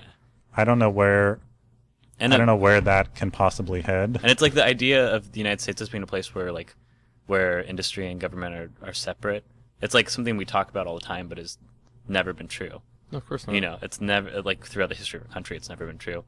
And it's like they've been arm in arm forever. It's like a completely subsidized, like all businesses like subsidized here by the government. Yeah. Like and not individuals. But now the corporations, which are backed by the government, have access to all of our information. Yeah. So that's and cool. to the point where you could conceivably, and they probably have, develop programs that Yeah. aggregate all this data and create a construct of you where they can Yeah. essentially have a program that can predict what you're going to do based on past actions, based Or on like a affinity. program that encourages us to be like feel isolated and empty and do the Oh, you least mean we Facebook? could. Yeah, that's the one. Yeah, what's more That's the one. valuable Yeah. than information now is metadata. Yeah. The data that tells you what you probably will do, what you probably will buy on Amazon, things like that. We live in a country that considers corporations people, but not women. You know, like Yeah. the whole Hobby Lobby thing. It's I consider women. Wait, what was it? What did you say? I consider women. I'm just gonna. Women are say people, that. too. women, of course, are people. I thought you were gonna say corporation. But I don't. This is really distasteful, but Oh. is yeah, let's, should I go? Wait, Yeah, go I with don't it. know. Go with it. Maybe. Who buys condoms at Hobby Lobby? I'm sorry. I've never even What is seen a Hobby Lobby? I don't know Honestly, what it is. I I'm mean, sorry. It's probably like a Walgreens. I'm probably I think that saying Hobby Lobby something did this really whole dumb thing right now, but for some, you know, just to get heard. 'Cause Promotion. promotion. Thank you. I've never heard of Hobby Lobby until Exactly. Well, this it's- whole they're thing gonna be like, happened. surprise, we East do Coast- sell condoms, and then they're gonna sell them on in a second. They're like, fucking A, this worked. Dude, what was it? I just read. I don't know if that's true at all, but that's for the record. Melted Toys does not condone the opinions of Brian Wakefield, ouch. but we love him, and he's a big part of the. It's actually Melted experience. Toys For the featuring. for the Brian record, Wakefield. I He's not don't in- even condone my own opinions half the time. No, I'm he just, doesn't. I'm just going for it. Well, Talking I before think, I think. if you wanna relate this back to music in some way, like to me there is a connection. Like Were you playing a okay, band so or here's the something? thing: is I feel like music as a whole Just like a is band either called Hobby all Lobby, Brian. ambivalent now or ironic. You Yeah. know, the amount of music that's ironic at this point is insane. Chromium. I get so upset how often I go to shows and I feel like there's nothing personal or emotional about any music you hear, Mhm. and it's either just emulating a style that already exists, either in a way that's just like in a worshiping way or an ironic way. That's like 75-80% of music at this point, yeah, and it's totally heartbreaking for me. I know what you mean. So there's a certain amount that I think has to happen, but so there are bands like Tame Impala that are doing something that's not new at all, but it's fresh. But It's like George Harrison came It's from the funky. future It's- and then came back to the Beatles. exactly. But what's good, what I think is, But I don't have what an makes emotional good connection art- to that band. I think the objective TBH. quality of good art is like authenticity, honesty. Mhm. Something it has to be genuine. You know, I'm sure if you go out Yeah. into the Mission and go to some local bars, you'll see like these bands playing that are trying to be Bob Dylan or playing some like really sad folky stuff about how poor they are, but really they're just like from some really rich Yeah. family in the East Bay. Like they're from a place like Oakland, and they're like, oh hey, we're from Oakland, but actually we're from like the Piedmont area. You know, like they Right. pretend that there's nothing authentic about them, and that's I think the mark of good But art is Melted Toys, authenticity. to bring back our band, So yeah, I authenticity. feel like we're a pretty honest band, and Yeah. like the music that we portray isn't extreme in any way, because I feel like we're not a very extreme group of people, and the emotions that are conveyed are like actually kind of ambivalent, but in an honest way. Yeah. You know, and it's a weird thing, like that's a hard thing to convey, because I feel like the majority of, you know, there's a lot of bands that have an intense aura about them or idea of their songs, and I think we are entering a culture of comfort and ambivalence, where more and more people are comfortable enough to be ambivalent, and then that all, you know, all of our culture is reflective of that. I think that's intentional, though. I mean, that's something that, when you really think about how the people in power now have gained their power, it's through the manipulation of culture via media. Yeah. So using art, you know, that as a way to sort of condition people, like to behave the way you want them to. Jackson Pollock lately. Are you guys familiar with Jackson Pollock? I mean, just I mean, not about him lately, but you know, the same way that like jazz music was encouraged and, you know, like toured around internationally to support American culture. Jackson Pollock was by the government, like, you know, heavily supported to create a new American culture to interest the international community. Yeah, and so we're like 60s art was co-opted by the government. Why don't they? Do they still do that? What if your label was the U.S. government? But that's that'd be sick. I mean, but that I feel like definitely when you get to the major labels, there's like some huge subsidies that are going on within those corporations that like, you know, there's no way a lot of those things would still be around, because very few of them are still around. So many labels have folded. The ones that still exist are supported by something. Yeah.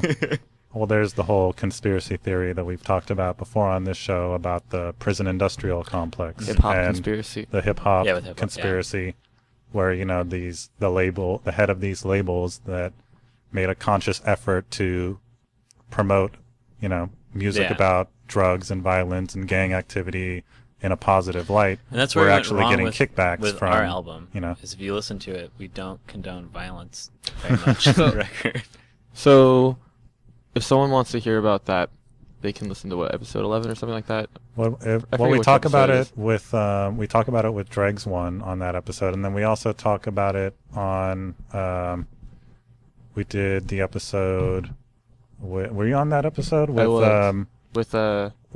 Ben from DeWatt and the White Trash Ninja? Yes. So shout out to those episodes. Watch those if you want to hear that.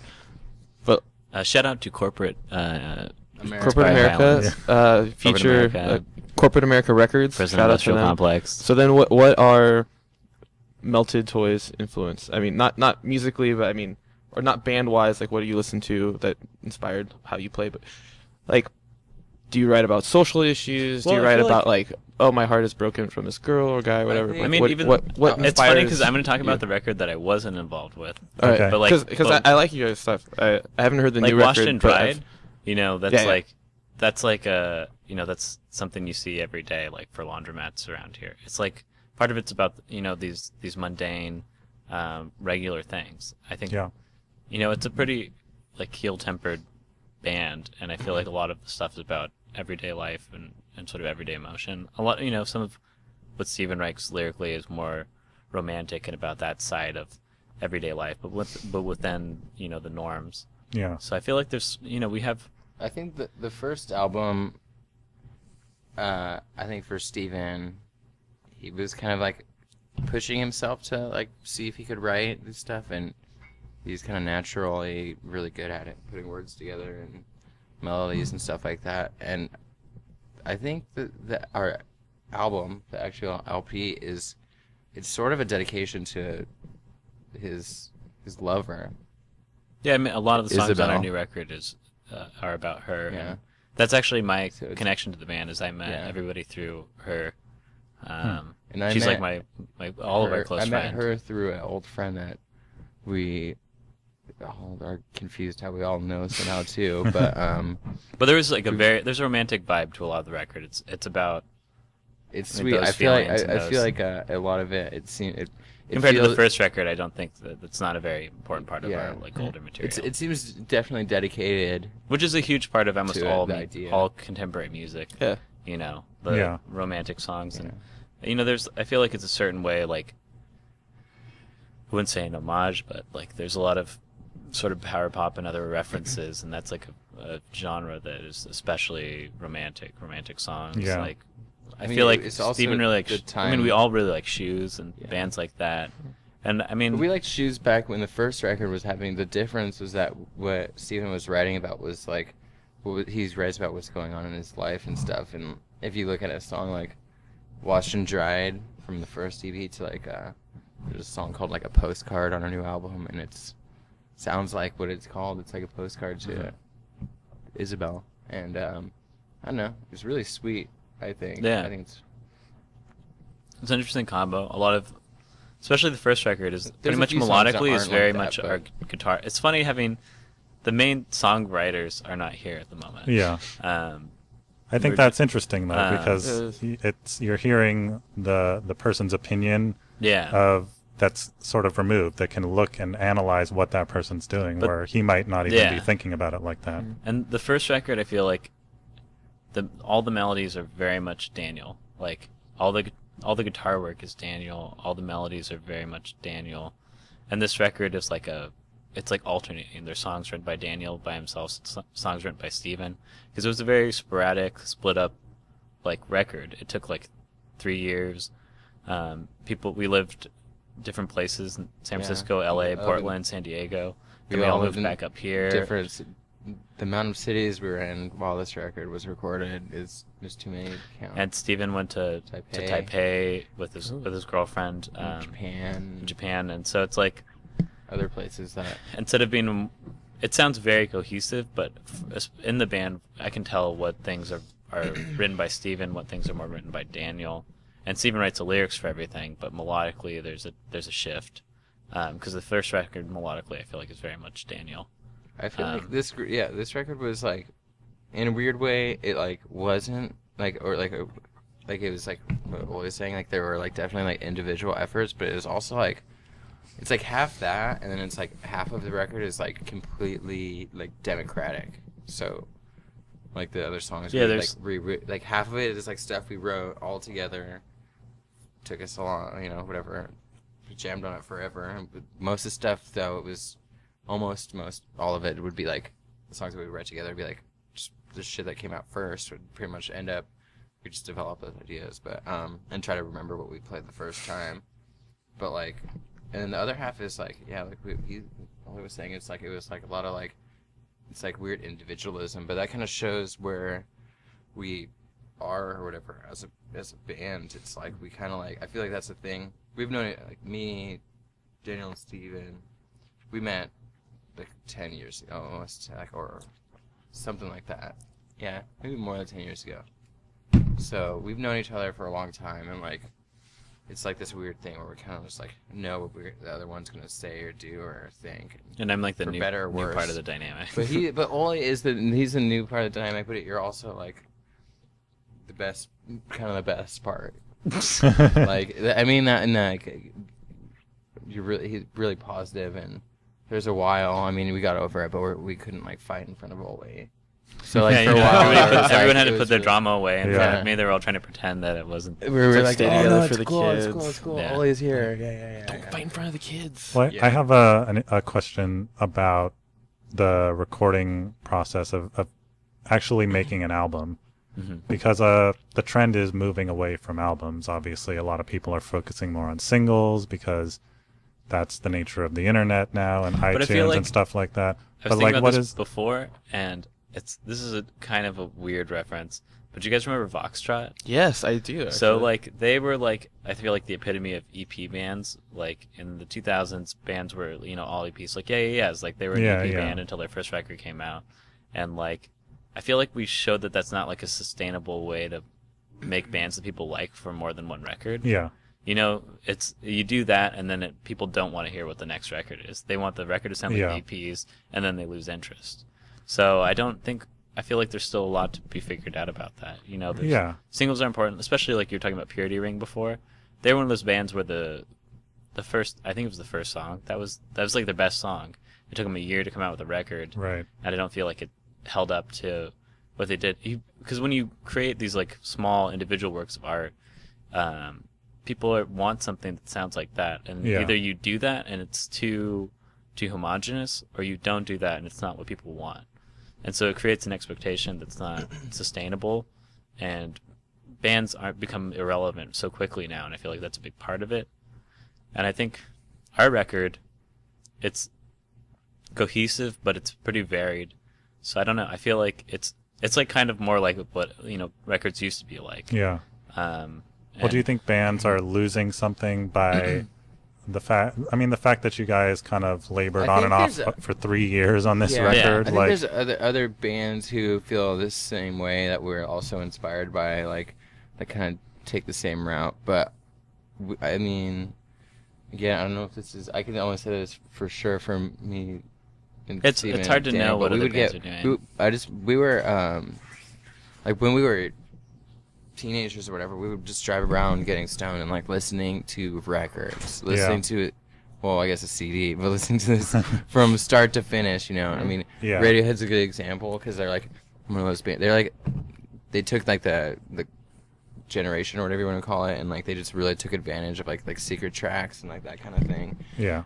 And just like totally like changed it and made it rad, and that was really cool. I don't know, for us. I mean, I don't know if I still listen to every one of those albums today, but like, and that's why I like the new Pure X record, because that's like definitely, it's not about songs, it's about that record. Like you can, Pure X is always been a record band. They're a vibe band. Each record is like a vibe that they put out.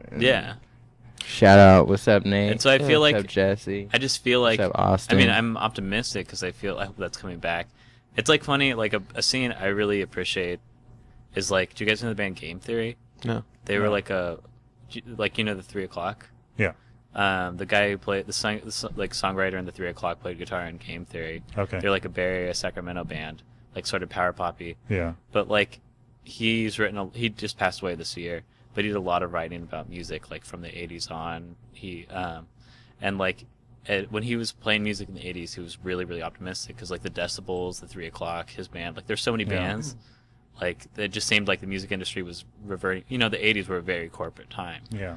And he felt like things were reverting back to, like, a more natural state. And so it's easy to get optimistic when there's, like, individual bands that, like, you can think, like, oh, they're going back to the way things should be. Yeah. And then, the 90s were a very corporate time, too. Yeah. I mean... and everything that he thought was going to happen, like, didn't happen. So it's really hard to know. Like, there's always going to be some people who, aren't, because a single is like a product. A record is more of an object, a piece of art, or whatever. I don't know. We kind of like, we even messed around with the idea of putting out some singles too, but then it's like, when it came down to it, we're like, okay, like a single. I don't really put on that many singles. I do, but like I don't. I don't really. Like, if I want to put on like an actual vinyl, it's like, you put it on for like the whole thing, to flip it halfway through. If there's another disc, you gotta put that one on there. Yeah. If the bass is a little too weird, you gotta adjust it. That's what I like to do personally. So, like I said, we kind of like, I don't know, I mean, as corny as it may sound, we all grew up being like dudes into albums. I mean, like, growing up on like older music and stuff, like, Neil Young, for example, or I don't know, there's a million others, but we're not like a single band. Yeah, we're just, I don't think we're just. And I don't think we could do that. Like, we have a single for this record but it's like it wasn't written to be a single. It's like we wrote it, and it's like, oh, that's like obviously the single, but it's like. I mean, like, I don't know if I don't know. This might sound weird, but like, I think that the idea of a single reminds me, like, I like it in like the certain aspects, but at the same time, it's like, why would you only want to write like one? Yeah, why would you want to write one song? I mean, I love it and I hate it. I love the idea that you're just gonna fucking make this amazing song and you just want people to listen to that song a million times. That's really cool. But at the same time, it's like, I don't know. I got moods. You're giving something up. I'm sure you do too. I'm not happy all the time. I don't want to do an upbeat song. I'm not bummed all the time either. Hey, what's up? Well, we're gonna have to kind of wrap this up. Yeah. Okay. But it was awesome having you guys here. Everybody should, if you're in the Bay Area, definitely come check out Melted Toys with Sam Flax. It's a Monday, right? Healing Potpourri. July 14th. Healing Potpourri is opening the show. It's their album release for the self-titled album. You can go stream that on Pitchfork. It's going to be on Underwater Peoples. Is it going to be released in physical format, or is it going to be... We have cassettes and vinyl. Yeah, it's going to be cassette. The Burger Records people, the wonderful, nice lads down in Southern California are putting out a tape. And, Underwater Peoples are doing the vinyl. Nice.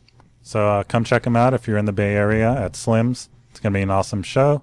And pick up that record. And thank you again, guys, for coming down. Thank you. It was a pleasure. Definitely. And good luck at your show. We'll see you then. Should we do some shout out to everybody listening? Thank you, Lionel. Shout out to Beyonce. Shout out to Beyonce. Oh, my friend's on tour with Nar Tapes, Ricky, what's up? My friend Sean. Shout out to Ricky and Isaac and Kyle. Cinnamon Bear, Funkle. Shout out to Bears in general.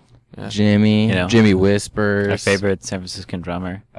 Trip Tapes, James Swanberg, The Lemons, Today's Hits, Street Nar. Shout out to AFI. Shout out to Merry Christmas. Merry Christmas, Manny. Yeah, Smiles. Shout out to Smiles. Mm-hmm. Shout out to Smiles. Let's see, Michael. In the Strangelands, for sure. Sam Flax again, Jamie. Tomorrow's Tulips. He's not in that band. Oh, he's in that band. Jamie's in that band. Ford, hey. Shout out. Good night. Oh my God. Good night, everybody.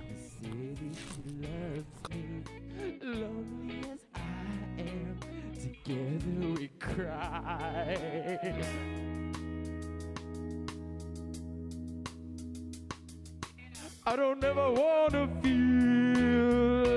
like I did that day. Take me to the place I love. Take me all the way. I don't ever wanna feel like I did that day. Take me to the place I love. Take me all the way.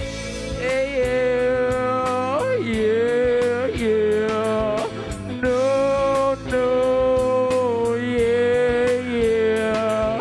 Love me. Now say yeah, yeah. One time.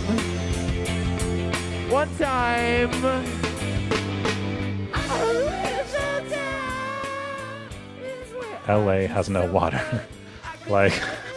Which is a huge fucking thing. LA has no natural water supply. All the water is diverted from the Colorado River or from up north. And if you've seen the movie Chinatown, you know about how all this got started, kinda. But that was literally the thing that prevented me from moving back to LA. Is like, well, fuck, if the shit hits the fan, and if something crazy goes down, I don't want to be trapped in a fucking place where there's no water, where millions upon millions of people all of a sudden are having to fend for themselves in a post-apocalyptic type environment, you know? Let's say the power grid goes down or some shit, or any number. A zombie attack happens. You never fucking know. I at least want to be somewhere where if I know that I can hold up and fortify and make it through that initial wave of people just looting, pillaging, and robbing. Eventually people are going to die of hunger, you know. At that point I feel like it's a little bit easier to contend with, you know. But that initial point where you got millions of people just, it's like the riots all over again. Yeah, I feel like a lot of the zombie apocalypse movies go down in LA also. They always show LA crumbling first. It's definitely not optimized for zombie apocalypse, I can tell you that much. Though I think Skynet is in San Francisco, right? I don't know if Skynet is in San Francisco. I think it is. I know Starfleet Academy is in San Francisco. And that gets blown up. It does. Well, in the movie, it does. Yeah. So no one's safe. That's safe. what you need to take away from this podcast. You're not safe.